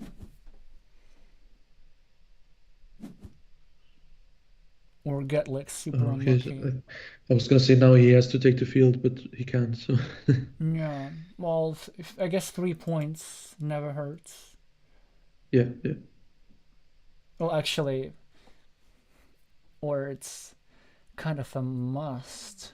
I guess one thing that he also could be considering is just continuing his city over here, because there aren't too many tiles Yeah, there's 2 points. that fit, and that's already 2 points, and then you can add more stuff. I mean, 3 points is still better, just objectively. And there's 2 crossroads left, 1 road monastery, and one of those. Yeah, I think it's probably good to take the 3 points or take the 2 points. It's fine. Like I can Yeah. understand this. Oh, I know. I think there's a really strong move that I'm not sure if I'm not sure if I'm not sure. Oh yeah, this. Oh, but I thought Yeah, I the thought to road, take no? the. Oh no. Because now because now blue is gonna do it. I thought Yeah, actually placing it over here slightly yeah, to the left and then taking the road, because it well, looks dangerous, but actually it's almost almost unblockable. guaranteed. Yeah. Uh, And with those moves, it's also like, yeah, if there's like 1 or 2 tiles that can kill the move, I think it's worth doing it. mm-hmm. Yeah, because Especially when you're ahead, and it wastes because the one tile that would fit here that would block it would be a starting tile, right? And it's like way too valuable to waste for blue to like defend the spot. So so the question is like it's this is a good farm. It's just the sequencing. What I'd like to do is first of all take this road over here, and then and when you finish it get and then take a another farmer. curve, then drop a farmer, because like this farm is relatively safe because your opponent is not going to drop a farmer themselves, because in order to drop a farmer themselves, well, I guess they could drop it over here. Yeah, I don't know. And you see now it's actually no. This was Yeah, because it takes a farm, it extends the farm. I would have gone for it anyway. Yeah, Just because, well, now, yeah, so now you yeah. have to. No, he has Like, to. it's such a juicy road. Like, there's no way in the world how you cannot take that road Yeah, here. there's like 3 straights left or something, and 1 crossroad, so Yeah, 90 whatever percent chance of finishing it. Yeah. it's a bit less than that. I'm actually also working on another video because that together, it's a collab. Well, but that's probably going to take a few more weeks at least, if not a couple months, because it's quite laborious about probabilities. And the bottom line, it's a bit less than 90%, but it's still a lot. because your opponent has one blocking tile and you Oh, have. yeah, yeah, yeah. And you have four. Well, no, you have five that fit, right? You have three straights, one crossroad, and starting tile, if I'm not miscounting. It's a very high probability, let's put it that way. Doesn't really matter if it's 80 or 90 or 87.8. Yeah, definitely enough to be worth doing for sure. Also, well, let's see if Blue uses his monastery or not. I think you Probably would. not, but I don't think you will. Yeah, I don't think he will, but I think he has to actually, because like you gotta score points somehow, and then you place it.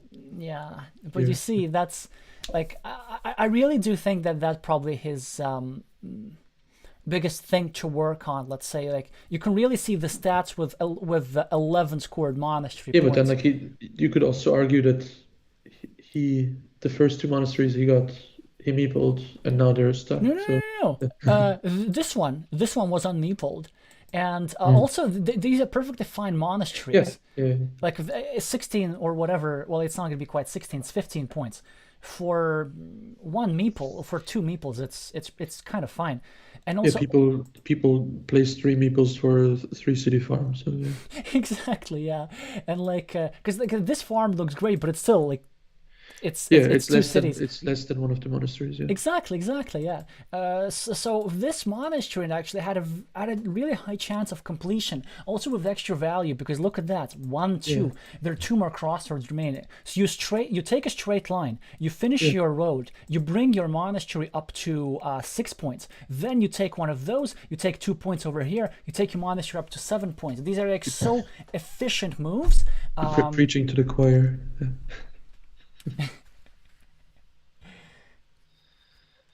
Oh, so they actually were having a third place match, and Greg Korleski conceded the third place You should match. never concede. Yeah. Yeah, I think conceded meant like they didn't play. So third place goes to Bay Area Rube. So yeah, congrats Yeah, to you only get Ruby like and one. Moss. You only get one chance per year to play those kind of games. So I would take it, but I know, but you have the real Mind Sports Olympia, Mind Sports athletes mindset. no, I don't think I would have had this mindset not too long ago. So it's always something to work on. Okay, so now was probably a good move. Mm-hmm. But again, I think this game, uh, like proves all of your points, right? I meant to say that Blue drew all monasteries. 2, 3, 4, 5. Yeah. Yep, and then Well, ended up are we meepling two sure of them. that one unmeepled one was from blue? I don't know. Like I can't see it being from red. I just Or can't. Oh, yellow. from yellow, yeah. Well, obviously I can't see it being from red, but I can't see it being from yellow either. By the way, this stuff would have been 6 points already with this monastery. How nice would it look over here? Actually, this it's almost guaranteed that it would have been completed. What is it? It's like 1% of the time you get all six monasteries. Slightly more. It's once every 64 games. Mm. Okay, so now 1, 2, 3, 4, 5. Oh, It's, that was such an important move. Such an important tile for blue over here. So not yeah, only it was the tile that red needed for this city, also with this they scored 6 points and they unified the two farms of yeah, yellow. They're for still worth sure. 15 points. I still think it's wait, so that's 15, 18. And this is compensated. This 15, this 15. This is slightly bigger Oh than yeah, but blue has two this. meeples, so maybe that's what's gonna make them a difference. And there's also this stuff. So really, really a lot depends on that. And I think now blue might either defend a city or Or, maybe or attack the city cap or take a 6 point road, which is quite decent, or just but drop a farmer here. is the one tile left for there? The Yep, city with the curve? exactly. Yeah, that's probably worth doing there. Hi, Sanaki, who's just joining.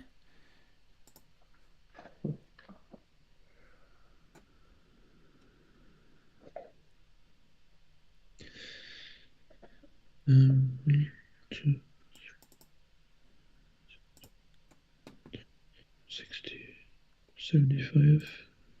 So yellow's on 75 points and blue's on 1, 2, 3, 4, 5, 53, 60, 67.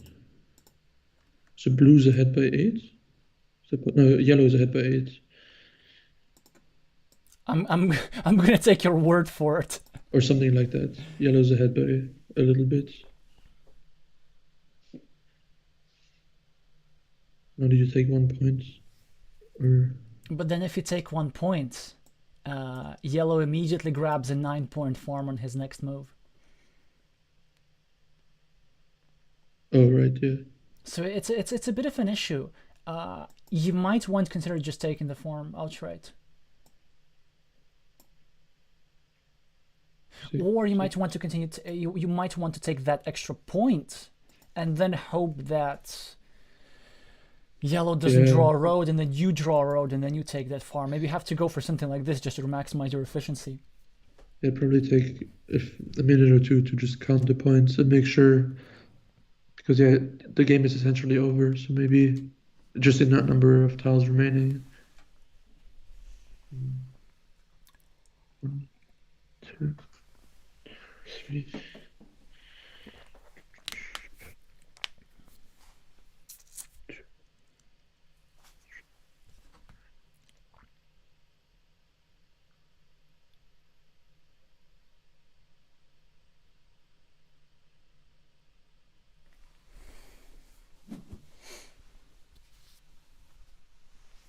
We're trying to set up 7 points. Because if blue draws a city cap, he'll drop it over here. And, well, take 4 points for the city and add 3 points to his field. It's kind of difficult now for... Yeah, this tile doesn't help yellow. I guess maybe just put it on the one triangle on the left. Yeah, adding 2 points. Or maybe... Is it time for a 7-point ruin yet? Oh, no, of course. Yeah, there we go. So I don't know how many city caps there are, but if there are 2, this is a good move. I think there's a starting tile. And let's go. One. And now you never finish this one. You finish this one. Always. I still think it's not enough, right? Because this gives him +5. And my count before was +8, so this would put him within 3 points. And now take the ruin if you get a city tile. Yeah. Yeah. Right. Oh no, do you finish the city? Yeah, of course. You drop 6 points, for free. Yeah. Yeah, so I think blue wins here. Very close. It was there's some quick 3 points or 2 points. Or it could be time for the ruin. Although there are 3 points over here. But then again, if there's something like only one city tile left, then you go for the 3 points and pray for the ruin. But then blue can still score 3 points somewhere else. Or there. 1, 2, well, this 3, this 4. this is a way to score 3 points. Yes. Yeah, but then like you leave 3 points open elsewhere, or 4 here. Yeah. Yeah, it's already existed here.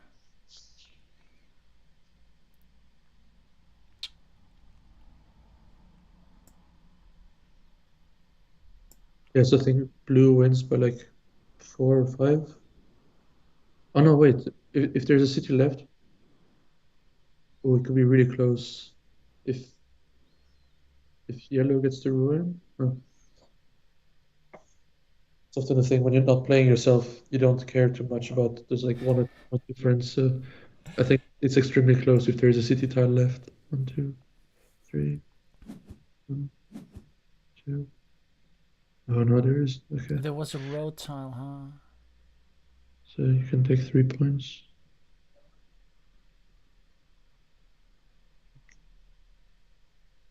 Four. 1, 2, 3, 4. Yeah.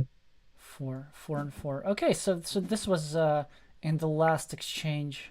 I think blue wins by like inches, but let's see. Blue was the first to say GG, so I don't know if it's like overconfidence or like bowing down to the winner. It's always interesting. Like, You know what? I'm not even going to refresh. no, no, yeah, it's more interesting. What do you Oh think? no, yellow has it by Really? +3. I think so. +3. Okay. Maybe I miscounted that road at the bottom. Possibly. Or the field. +9, +3, +15. Oh, what a game. I didn't realize it was going to be so close. Like, I think we were saying that, oh, yellow has it, but then, like, And yellow blue has found it. some stuff. Yeah, it was a Oh, very entertaining game for sure. oh, for sure. I think the move that won yellow the game was this one over here. Just taking the empty city cap, hoping for one of the two remaining city caps to completing the city, and making sure that blue does not get to drop 7 points in his Going field as going back well. to the value of the shields, right? If it wasn't a shield, it wouldn't have worked. Yeah, exactly. So also going back, maybe yellow could have saved him a bit of trouble with just adding this shield to their own city. Mm. At the same time, I mean, the blue ended up being coming close and actually getting good probabilities at the end. Although I do think the main stuff in this game, they were just a bit shy. Like, you definitely at some point meeple, like at least one more monastery. Like Yeah. this one, like when you see such a hole when you're an experienced player and you see this hole in the As soon as map, there's like 5 or 6, you have to go for it. Yeah. yeah, like you already like your dopaminergic system just gets Mm. prepared for that kick when you draw the monastery. It's well, I I would know. say my dopamine system gets excited when I see a forced quadruple city possibility, which there definitely was there. So it's definitely a hill worth dying on for.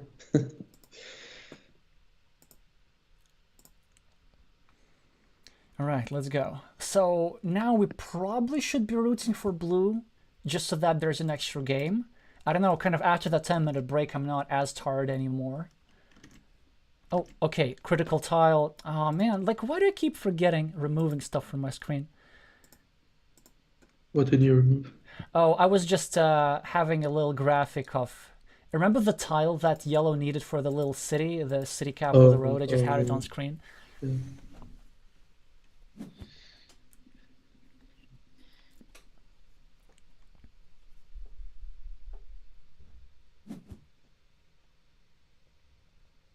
Oh, look at that. And I think, believe it or not, completing this city by blue was the first overly conservative misstep of this game.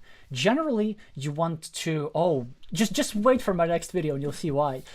It can really be the difference between winning or losing. You want to have two open cities in different places. First of all, so that you can use tiles efficiently, because you see this tube-shaped extender is Mm. something with which it's difficult to start a city because it has two attacking points, but it's very easy to continue an open city. So you want to have an open city, well, pretty much at all times. Do you want to take this road too? You want to take this road, yeah. But I guess both players are being conservative. It's like a bit dangerous to do so, but No, it's you have to fine. take it. Yeah. Like Yeah. otherwise, your The thing with opponent takes 2 points. It takes the four tube points. tile is like I think it's the worst tile at the beginning, unless you get it on the first move. It's very difficult to place it on like the second or third move. Exactly. That's why you want to have a Yeah. city open. Yeah, so I know it's like sometimes really completing your city and getting a meeple back and getting 3 extra points is actually at least an imprecision, but Yeah, really if you're aiming to win, a mistake. and then you meeple the 1 point terrible city that's attackable from both sides. Yeah. Exactly, yeah. Um, and then these are, I really think most of the mistakes that are ever made in, let's say, high level competitive Carcassonne are made in the opening. And then at some For point, the sure. Yeah. game kind of plays itself. Well, except for the very end game, we just need to calculate the precise scenario or the precise win condition.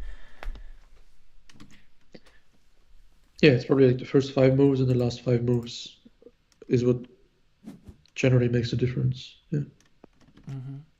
Actually, Nick, here's an interesting question. Which stage of the game do you consider yourself to be the strongest at? And the weakest, let's say.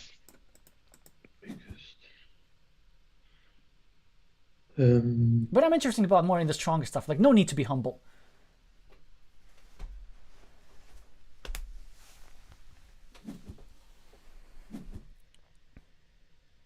I don't know. I think kind of players like you and me that have played many thousands of games have seen so many openings that we have a better idea of what to do. So I would say maybe the opening. There were like a few games in the MSO. I don't know. I think generally when you play against someone who's below your level, unless they get extremely lucky in the mid game, you basically win from the opening. Yeah, that's true. You can actually, just like chess, you can win from the opening. Uh, there can be like one, two mistakes that your opponent makes, and you know that they made a mistake, and you just exploit that. It's very hard to play actually when your opponent doesn't make mistakes. I don't like when that happens. Yeah, I think, and we're not there, and I'm not sure if we'll ever get there, but I think if there's like two perfect computers playing against each other, it'll just be luck. And right now, it's just that the game is not optimized at all yet, and and that's where I think people can actually be a lot better. And this comes down, I think, to the opening. Yeah, I completely agree. Well, I do have to add one more thing. It's just there are other parts of the game than the opening as well. First, like an opening, it makes a huge difference, but you still Yeah, have to yeah, know the other parts. The middle game sort of plays itself, but then I think my other part where I'd say I'd be quite strong at is like the last few tiles or so, sort of the final scenario, kind of identifying win conditions and stuff like this. yeah. But then that's kind of more like a puzzle that can be finished, right? If you give anyone 10 minutes, you can see like a field connection where you can do like a Hail Mary field entry or something like that. Whereas at the beginning, when all the tiles are left, it's much more, you need a lot more imagination or experience to kind of come up with all the scenarios and like, oh, should I take this road that's like open-ended at both ends, or should you like those kind of scenarios? So I think a beginner or like a mediocre player can play really well in the ending, whereas in the opening, the mistakes are much more apparent. But then again, you can also like throw a game in the ending, so it's yeah. Oh, you really can, and we've seen this many times on stream, as well. And also the things like maybe for you, the end game like seems to be like a puzzle thing that's not too hard to do. But that's because you know how to do that. Like that's why it doesn't seem like a big deal to you. For example, I often get this. Like people often ask me for tile counting tips, and I'm sometimes reluctant to answer this question because like sometimes this is quite obvious to me. But then, like, turns out apparently tile counting is harder than we like to think, than we tend to think. I don't know Yeah, if that makes sense. yeah, yeah, I don't know if I don't know what's so secret about the tile counting. It's just you. I don't know if you want me to shut up or not, but you just kind of uh, you count, or at least the way I do it is like I count the points, like what's happening. Is it worth trying to like steal a farm or steal a city or something? And if it is, then I just try and check which city tiles are left, or I don't know. I think it's pretty obvious. You just try and count and see if the tiles that you need are left. And then only like in kind of I would say quite rare cases where it's like, oh, can you like pre-build a ruin or pre-build a monastery spot and then hope to get the monastery or so on. But I think in the majority of cases, you don't even need to have a perfect count.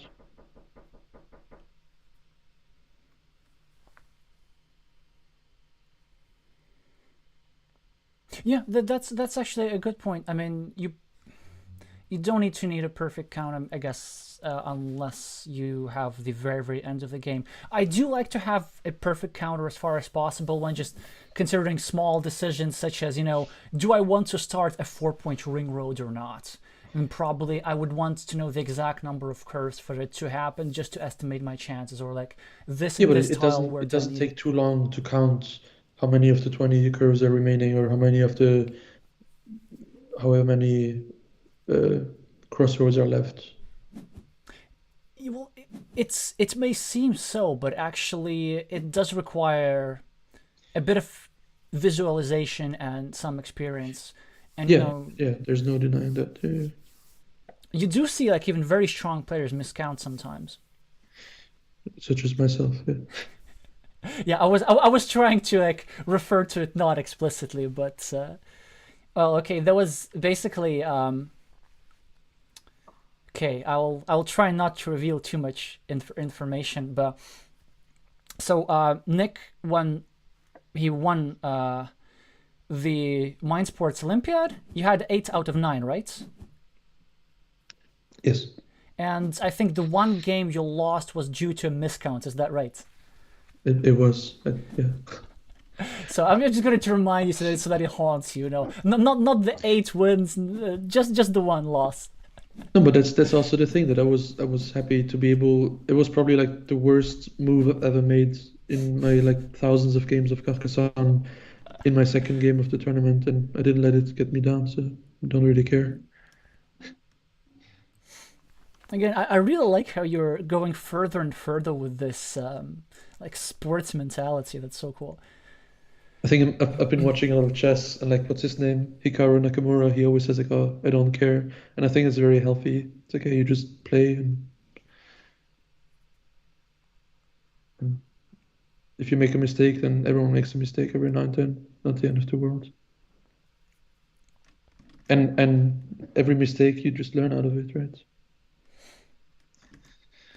All right, should we Awesome. should we, should we talk about the game a bit? Maybe. I'm just gonna comment a little bit. So Craft Giraffe is saying if two computers play, the starting player will win most games. Being first player as a human gives 57 win rate compared to being second, which sounds a bit legit. I would expect it to be a bit less, but yeah, Also it's ignores draws, I guess.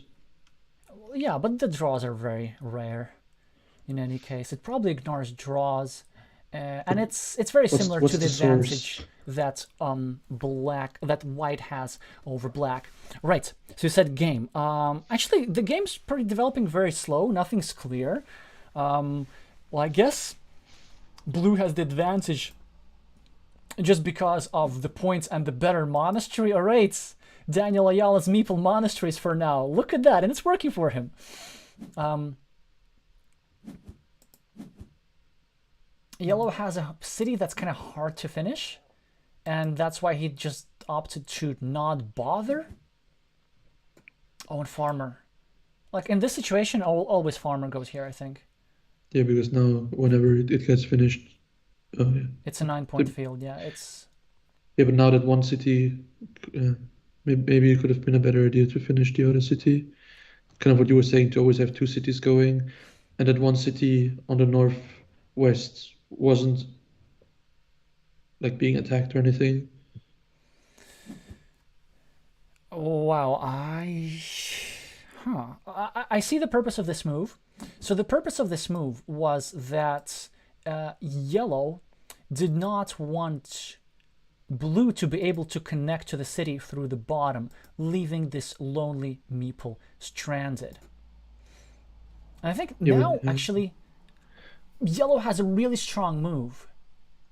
What are you thinking, Nick? um, not connecting. Not connecting. Yeah. Yeah, I love that. Mm. Yeah. Because this city is, well, unlikely to be salvaged. And actually, there's a non-zero chance still of completing this. Yeah. You would need a lot of city caps to make that happen, One, though. two, So it's three. unlikely. So it adds 2 points, and it's actually creates the threat of blue Mm. losing a meeple. like curving this road inwards. But now, of course, with this and this 9 point field, I think Oh, is blue's he just going for the winning this. monastery and extending the field? Ooh, I like that. He's not. Well, he's Extending the other field, which is, oh, joining he's the just fields, or unifying the field. Yeah, I quite like that. It's very decent. I mean, I would have probably, no. I actually here maybe this is better than meepling the monastery because you will need the meeples, yeah, and and the meeples aren't really maybe coming back. Yeah. and I think it's like now this field will be much stronger because there's still a substantial number of attacking points, but Mm. now it really won't be possible to continue. 1, 2, 3, 4. And Well, I mean now that's good. If blue wins, then we get a game where we can actually watch and talk about the game. probably, but now yellow inexplicably just adds points to blue, Yeah, and I don't know. Maybe it's getting late or something. I thought he but didn't do that kind of stuff. it just 8. So um, Look at that. This monastery also getting completed, I think. And also, one of the reasons why I'm not a huge fan of this move, other than adding your point and helping your opponent a but it little gives you bit. 2 points, right? It's not. Oh! I didn't notice the farm. Okay, now it makes sense. You But see, still, it's it's just it's two me not saying points. stuff. I mean, maybe I'm still like not a huge fan, but It's +2, but then like maybe giving the opponent a meeple back, which is way worse than plus yeah. three Like points. So yeah, let your opponent build up the stuff himself. Because I think a priority was first to block this meeple over here. I think that's something that, and also like a curve is such a good tile because you don't need it elsewhere. You create a blocking platform. There are not too many city caps remaining. I think you can really hurt yeah. blue. If blue finishes that city, we'll probably put a farmer, right? Yeah, and even if it doesn't, then there's really gonna be no chance. Now at least there's the meeple advantage, right? And No, he farms. Yeah. yeah, well, I'm just saying like what I think people will do, not what I would do. No, he takes the but city cap. you're very good at it. You see, you've played so many arena games, and He has to take the city cap. absolutely.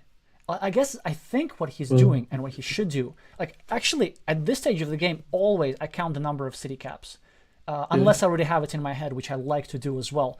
Instead of recounting, just have it in advance. And unless it's well, is that a complete block? No, it isn't, because there's still uh, two at least triangles with a road.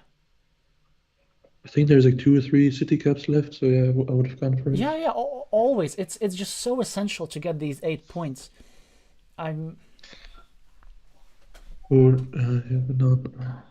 It's like the question at this stage is asking like, how are you going to win? And I think you actually want blue to connect to the field, and then you with your meeple majority you re-attack the field. So actually, yeah. So it's perfectly fine. Like it's not such a huge threat. I feel like yellow has to like play almost a meeple on every move now, which is exciting. So a few minutes ago, William Prime saying 26 minutes until this becomes my longest ever stream. It's quite likely. All right, now the ultimate threat. So we know, I think, what blue should do over here. Instead of being greedy and scoring 2 points, they definitely should drop this and prevent yellow from completing a city with dropping a field meeple. Again, if your opponent is threatening to complete a city and then drop a farmer, it's a severe threat that needs to be prevented almost at all costs. I think it's worth counting like if there's a city cap left that fits this one, because if there's like a starting tile or like one of the curve caps, then this could be like just throwing away 2 points. No, but it's fine to throw away 2 points because you don't let your opponent to drop a farmer, even if they complete a city. Yeah, okay, I guess if you want to fight for the small field, yeah. Well, you would. I mean, it's potentially like a 15 of 12 point Yeah, field. I guess I'm just talking out of like not knowing the perfect count of like who's ahead by how much right now. Okay, but I mean it looks quite good for blue, That right? would be an understatement. I don't know. Okay. I see like something that yellow could do. This is the big field. You have to attack it. It's 18 points. Attack from above. Attack from the right, or from below, Is this the with only two winning meeples. condition? That's not even. I don't think you have a win here, but like that's the way how you Oh can yeah, get it's a maximum amount of 26 points. points ahead. Yeah, yeah. That's just a must. And then you would also need to finish the city maybe if you can, Well, which just I doing it don't for think you just doing it can. for content, right? So like that you can have a long stream. But yeah, I think you're right. Yeah, well, that's Not even going for it. Yeah. so. I think there's one Well, psychological barrier that I think in order to like hit a 700 really high level, one needs to be overcome. Is that at the end of the game when you're losing, and if you see a path of the game that like gives you fewer points in case of unsuccessful, will give you like a 25 or even a 10% chance for a win, yeah, that was a good then you move. Yeah. do it. Then you have to do it. Like it, because then points don't matter. Only winning matters. Yeah, And because if often if you look at like very strong players, that they're more likely to lose by like 2 or 3 points than by 50 points or something. And I think that this is what you're saying, that that you always go for it, and then you're gonna come short every now and then. But coming short is, I mean, of course, it's not better than not coming short, but it's like just like a sign of having tried. oh, I was actually saying that probably stronger players are more likely to lose. Like I don't know, with a greater point difference. Because they care mostly about the super risky stuff that gives you the off chance of winning, other than the sure loss with a smaller point Oh, difference. yeah, okay, but then sometimes if you try and you have like a winning condition where you need to complete two things and you only get one of them, then you're gonna be like 1 point short or Oh, something. sure, yeah, that makes sense. But here we see a very strong move from blue, Mm. dropping a farmer for a 6 points just because. So that taking this opportunity away from yellow. Is there a monastery left? 1, 2, 3, 4. No. And then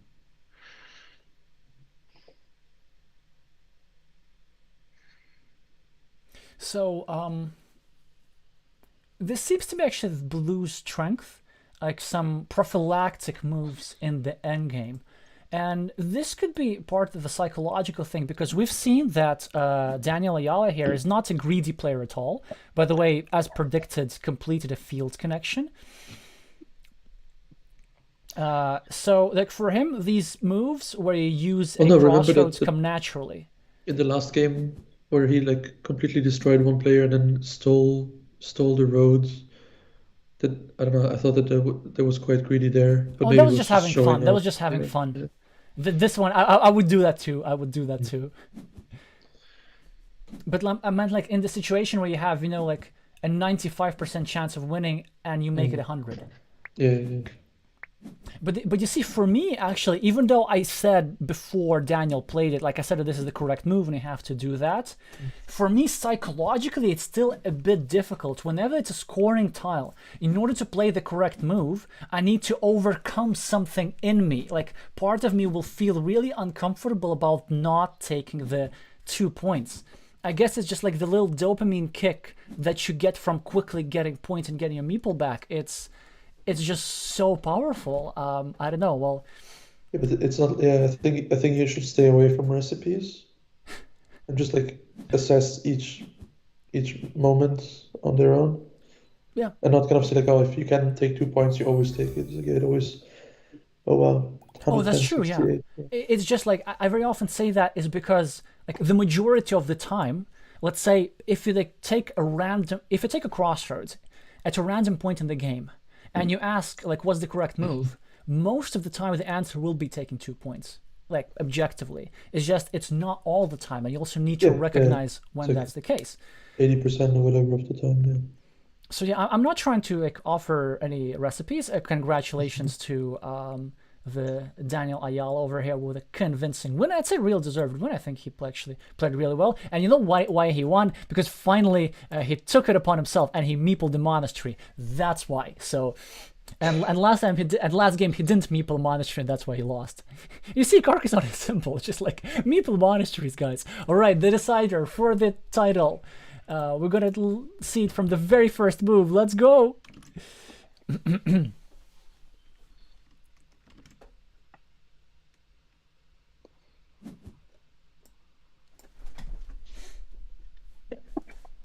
Right, I'm gonna stick my neck out and say that the starting player wins just because it's the starting player, and if they play it correctly, they should win. Well, 57% of the time is Craft Giraffe is suggesting, or maybe 43 if this was actually, yeah, or maybe 53.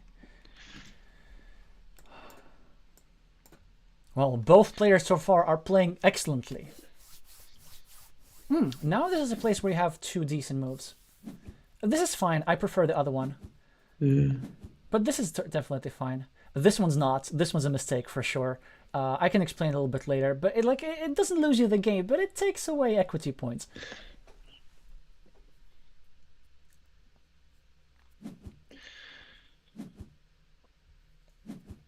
Oh, okay. Yeah, that's a pretty good start here for blue.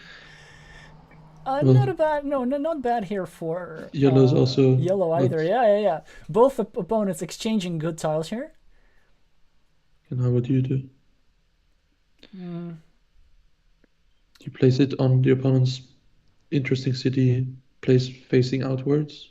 Oh, that's actually good. I can see 1, 2, 3, 4 decent moves. No, 1, 2, 3. Yeah, 3 decent moves.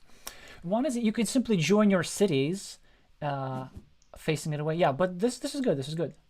Yeah, that's what I was trying to say. And now with Just this now, tile, if you finish the road, then it kind of protects the city again, which would undo what you just tried to. And you start a new city. No, but it's still okay because blue Yeah, prevented yellow from doing immediate damage. Yeah, and now Like yellow still has a slightly favorable position. yeah,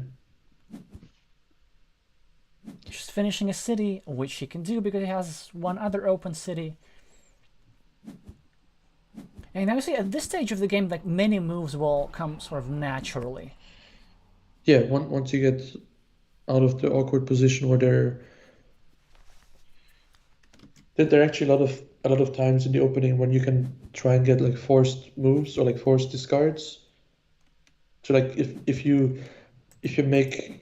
ensure that there's no fields, no open fields, then like you can't place a monastery, for example, or if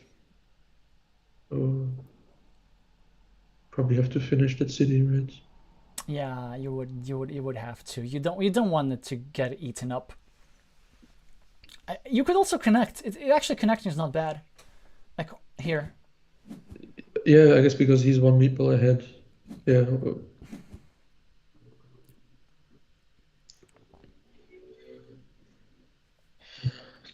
Road building, going for longest road on the left. We're turning Carcassonne into Catan. Maybe that's why it will become more popular in the US. Although if we have a 22% growth every year, how many years will it take to reach 1,000 players? Not too long, right? Like compound. Yeah. I mean, what is it right now? 20 or 30 18. players? 18. So time. Let's say 20 to make it easier. So what, every year you win 5 people? I mean, like 5. I don't know. Quick compound interest is not my strength, but I don't think it will take too long.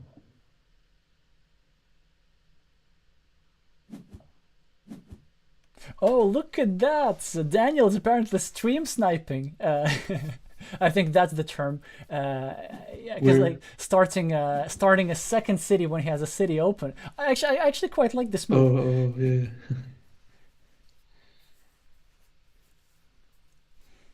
So in the meantime, Crafty Raf is asking how many games did they play? What did Mingo and Arab do? So I appreciate like not everybody joined the stream for the start, because I think now we're to hit the mark of it being the longest ever. Or at least we're gonna stream it soon. So just gonna I'll tell you. Yes, you asked about Mingo. Mingo came 9th in the prelims, so didn't participate today.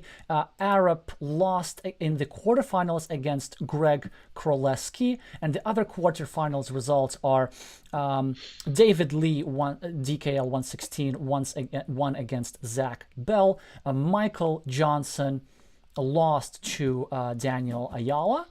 Bay Area Ruby and Moss won against David Gursky. Well, I said already about Greg Kroleski. And in the semis, DKL 116 defeated whom? Actually, I forgot who played whom.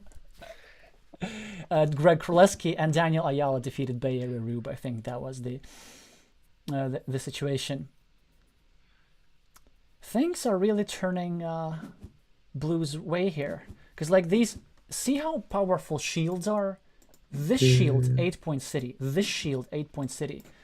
I've been thinking about this a lot, and like with two players playing equally, with two very strong players, I'd say whoever draws the most shields just wins.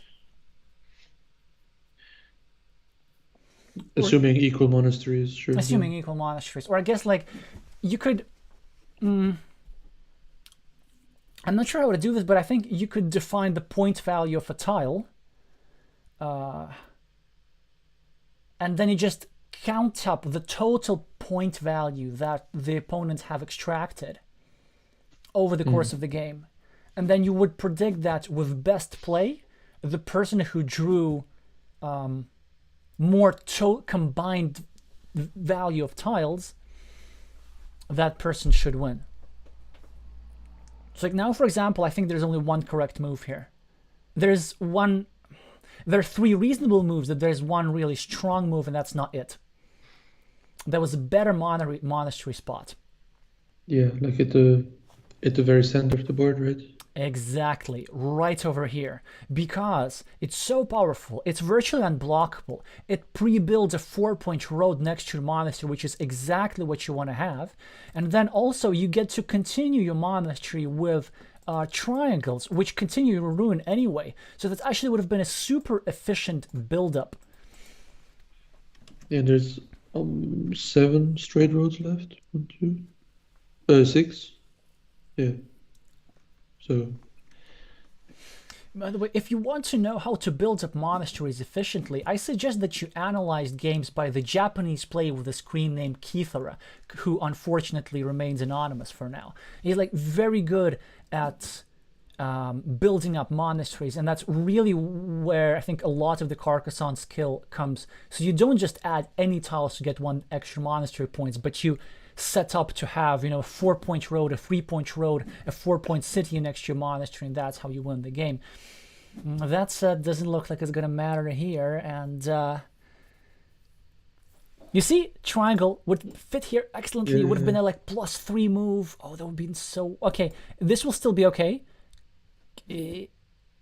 This wouldn't be. I mean, actually. Yeah, then whoever gets a triangle gets like an almost pre-finished like 10-point city. Yeah.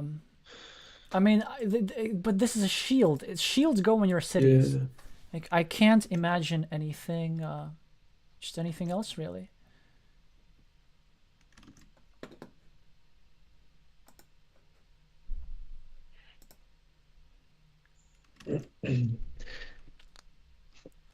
It's looking fairly good for blue, right? Which would be an understatement.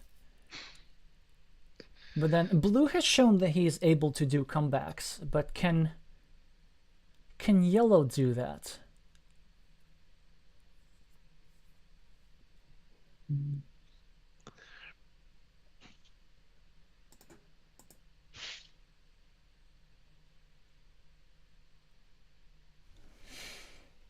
And there's a kind of non-zero probability to finish that weird ruin, right? Maybe that's the way to go, like the 100 Elo city. Okay, now he's gonna go in the middle. I think he's gonna just like finish his road and Okay, so Yeah, he's yeah. not I knew he's not gonna be bullet, but he really should. he's not stream sniping after all. Otherwise, you would have played the move you suggested earlier, Yeah, because or like just this is only a 50% block, and I don't know. Because the thing's well, like, yeah. if he makes like it expands the field, right? If you see what I mean. Mm-hmm. To like get a meeple back and expand the field. Yeah, Yeah, like I I see guess. that. But this stuff also expands the field, and it completely controls these two ruins. Well, I mean, a monastery here is probably better for yellow than it is for Yeah, yeah, yeah. But then blue. now yellow has to do this and kind of hope for it. Yep, yep. Yellow knows his stuff. That was a very good move. It Well, would have been tempting to go here, but he knew better. yeah. Well, now it's one, two, three. So, How does blue have like four meeples in hand? That's yeah, I do think, and you see, by the way, this would have been that 4 point road plus yeah, the yeah, three meeples. Yeah, that would have been just lights out. I like that second meeple because it's just trying to get that hundred yeah. percent. If yeah, the thing is that the opponent. Yeah, no, I think it's probably fine to defend. This is like fairly likely that the opponent will get a meeple back from that city. Okay, so here's how yellow won this, I think. So they, I don't know, they finish a city, they drop a farmer, they take a divider, I don't know, Hey, both dividers are still in, so that's yeah, yeah, both dividers are still in. They finish this city, they find another field connection, they equalize the field. The cities will actually be enough to tie the game because this ruin is slightly better than this monastery, this road is slightly better than this. So if anything, yellows would need some. Okay, maybe not after this. So blue should tie for the city. yeah. I don't think blue needs to complete this one at all. He has three meeples in It hand. He can doesn't just really need them. become a ruin. Yeah, I think this one city is really essential for yellow to finish on his own. Mm-hmm. Which I guess it's still if both splitters are out, so there's still like a 10% chance or something to occur on the next move. Now you can take the splitter. You can drop a farmer. No, But you even the have to do splitter it. will like yeah Yeah, will yeah, and drop a uh, farmer always. But now it's not as lucrative. So what happened yeah as a result is that it also grows the opponent's farm. So it's well then you immediately compensate for oh that. but Yeah, then yeah. but wouldn't it have been an interesting move to split off the other city and like hope for the other splitter again? Oh, that's so much better. That's Yeah. brilliant, Nick. Yes, exactly. Because then like you kind of like get a meeple back and the opponent And your doesn't. opponent Yeah. doesn't get a meeple back. Exactly. No, probably would just put it on the like build a ruin on the top, get 2 points for I it. think so. Yeah, yeah, yeah. No, no, blue, like on the blue Uh, part. I think it's a good move. Well, actually, you know what? Maybe he shouldn't. Maybe he should still create the threat of completing a city because there's still three triangles with the road remaining. And if you Uh-huh. drop a triangle over here, like or over here, then you create a Mm-mm-mm. threat of completing it. So I think this is good to preserve the city alive. So then what do you do? Maybe Oh separate yeah, the farmers. yeah, put it here and then yeah, probably put it here and then like have an attacking platform for the city. Instead, chooses to eliminate a field connection, but then also to create another risky field connection, like over here, you drop it through a monastery or something like this. It's not obvious because yellow has a lot of points like in the bank. Oops. Right, can you zoom? Yeah. Okay, now there's some 4 points. Yeah. Oh, look at Sh that. maybe like Greed wins games. That was actually defending the important. yeah. It's better than defending the city. The city, just let it be. Also, if you're yellow, you never continue this ruin. No, no, no, no. You continue your other ruin, maybe, Yeah, and then you just hope and pray for that splitter. Great move. yeah. I think that's the best way to continue the ruin as well, because it also restricts the monastery. So now probably just start a city on your field, right?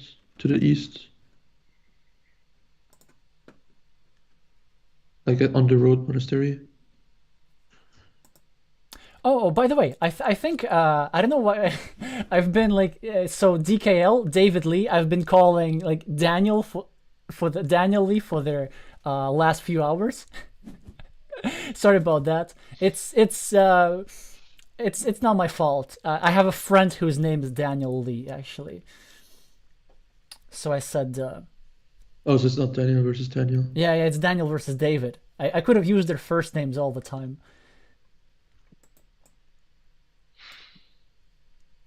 I think like at the start of the tournament I was still saying David, but then at some point I just derailed.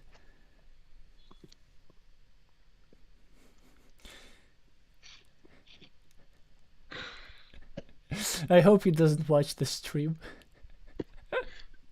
You'll hear all about it later. Yeah.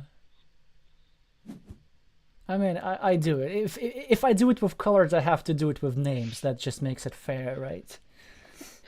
Okay, so blue is 2 points up on the board, +6.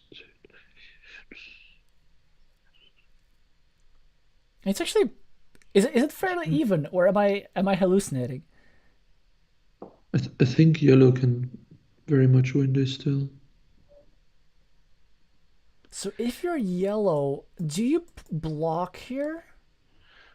Uh, I think it's pretty essential, no? Because then it's well, I guess like blue wants to be really, really efficient, but it also creates a Hail Mary opportunity for a connection to this ruin. yeah. Like, should Yellow isn't yellow get getting. ahead, Yeah. then blue will have this risky opportunity. What do we do? So I I think you take the guess 4-point road on the right, or do you add a point to your own road? is it really that time to get like a 4 point road? Because there's another 4 point road, and it seems like you're gonna need Well, that it's meeple. Yeah, I like this really. okay. So he doesn't get. Okay, so yeah, so now Is I there a think starting tile left or not? I don't. No, there is one. Yeah, so I probably would have gone for the 4 points and like hope to get the meeple back from the monastery. Okay, now he gets a meeple back from the road. It's not, or he could get a meeple back from the road. Let's put it that way. Well, he should, right? Because that's the maximum point scoring thing. Well, or he could like take 2 points at the bottom and like secure his 6 point field, and then try to connect all of Blue's farmers into one. There's only 9 tiles Yes, remaining. but is that enough to win? Mm. 2 points. Wow. Okay. You could have had 4 points with getting the meeple back in the farm. That was Yeah, strange. exactly. Just Don't. Yeah, I think that was a really bad move. it probably was, unless there's some outside chances of completing this ruin. Is that what he's banking on? That could be it, like To starting go for the tile. 1%er. That's, Then there's the city cap. no, I don't Yeah, think so. there's the city cap. There is Yeah, but such a city cap. then like Blue will just attack it. If that's the idea, I think it's not a very good idea. Well, okay, so blue will actually just attack it here, Yeah, like, exactly. Yeah. and we'll also at one point in his monastery. But yeah, but the thing is, like, psychologically, it may seem silly to place a meeple on a 3 point field, but then if you're doubting which move to play, just look at the net point count. This Yeah, is exactly. +2. This is +4 with the same meeple count. So Yeah. it's hmm like sometimes a big part of Carcassonne is just the simple arithmetic. Okay, I do have the habits of like pretending that things are simpler than they are. 1, 2, 3, 5, 6, 7, 8, 9, 10, 13, Do I see a win condition? 23. Check this out. What if we, and that's a hypothetical, Take this turn. No, come on, don't play this fast. Like, let me commentate and then explain. I think I had a brilliant idea. Okay, so I was thinking like of a field connection through the starting tile, and then trying to block off the other meeples. There's still one starting tile remaining. I'm not hallucinating, right? Or like, or at least some last moment connection. And there was the starting tile. I think now you have to take the meeple back, right? It's 2 points in a meeple back. There isn't anything better. Yeah. And then you hopefully connect the 2 farms, the 3 farms somehow, and like meeple a 1-point road. Is there a monastery left? 1, 2, 3. Yeah.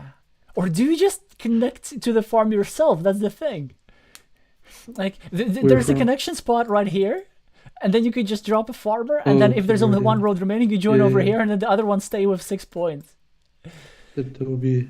That's still doable. That's like the point where it's perfect to know exactly what's left, I guess, yeah. So then, if this is an opportunity, like, what does Daniel, the one and only Daniel in this duel with the blue meeples, do in order to prevent this?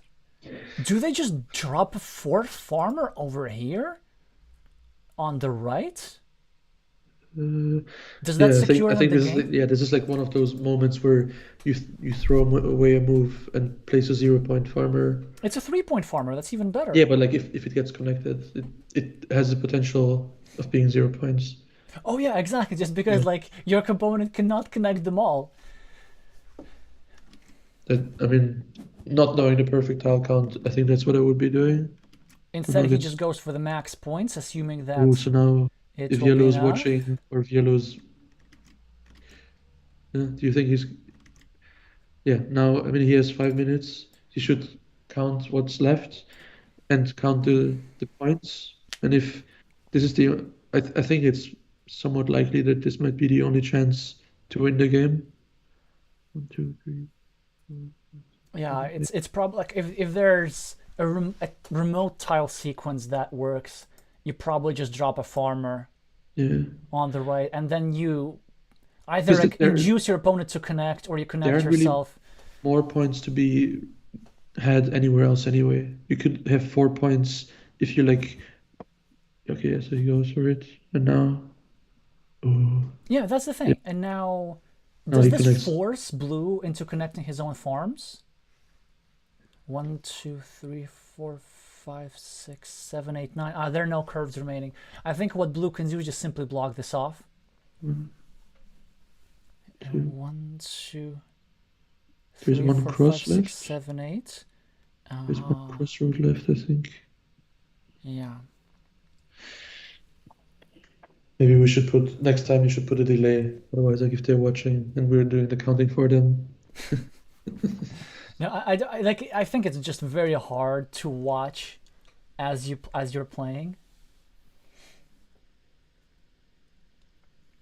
By the way, in the end of the game, we see, so like, will this move over here turn to be decisive? So far, it has cost 2 points. 3 actually, because 2 points and because then had this farm been meepled by yellow, blue would not have had this 4-point tempo move.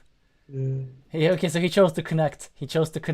And then what yellow's gonna do is he gonna draw the 1, 2, 3, the crossroads and put it over here and connect everybody, and just by this little meeple provoke all the farms into being united. I think that's the best yellow can do, which is probably not enough. I think the best you can do now is just take the points over here.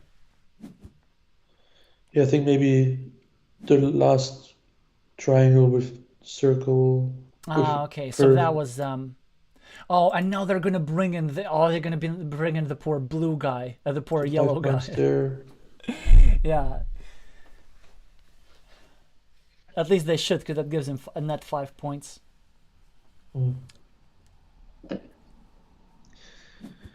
Yep. Yeah, but had it been the other way, okay, so they got 5, and he's getting, and yellow's getting 6. Had the tiles been flipped, they would each have got, so 6 and 8. So he would have.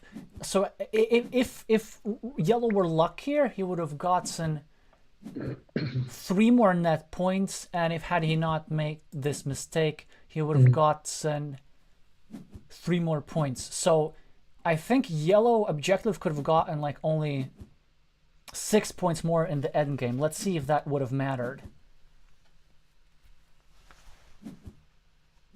20 27 plus 6.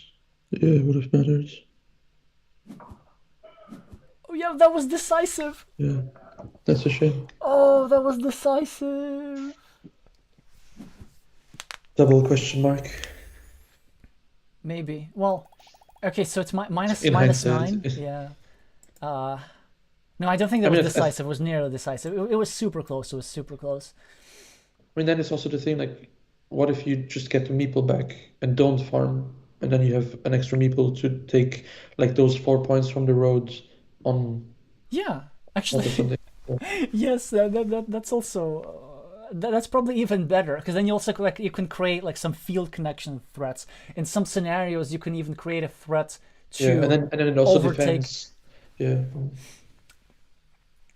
Yeah, so I think in this one over here, I mean, there were some other moments perhaps, but overall, I'd say, yeah, blue played really well. Like played some nice prophylactic moves, developed a field.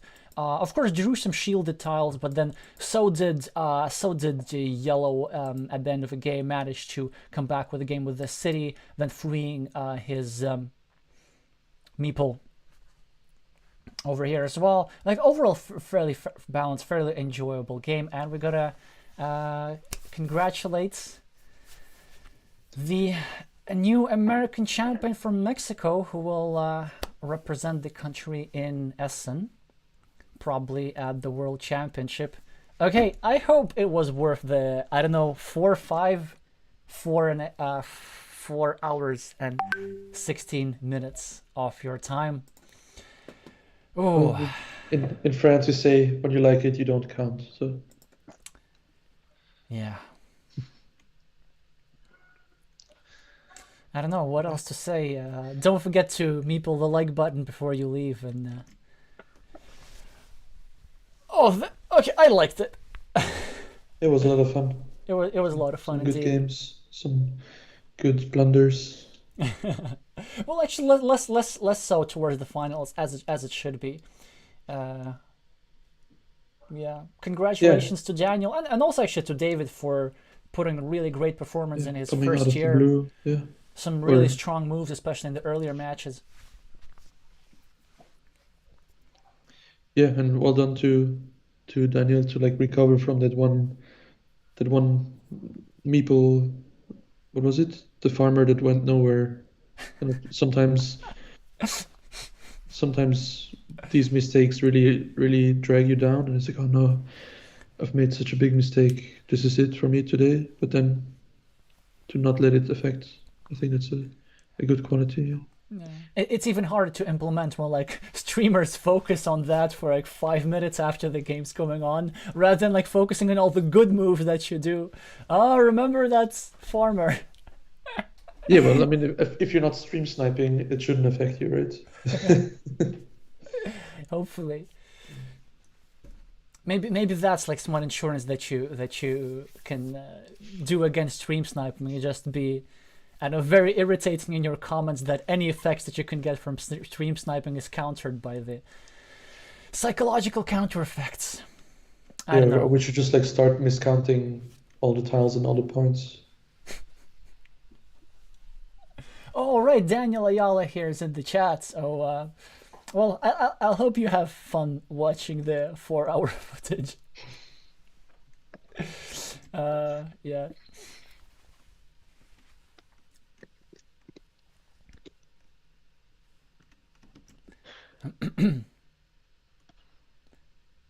That's it. Thank you very much, Nick, for joining. Thank you very much for watching, especially to those of you who stayed from start to finish, for your endurance. Yes, this is our longest stream ever to date. So let's see if we have another like 5 or 6 hour national championship anytime soon. But before that, stay tuned. The next stuff on my channel. There's a scheduled video later this week on Thursday. And on Saturday, I will be live streaming the subscribers tournaments, to which I hope most of you have already registered. If not, see my latest uploaded video on the channel from a few days ago for instructions. Thank you so much for watching, and I'm gonna see you soon.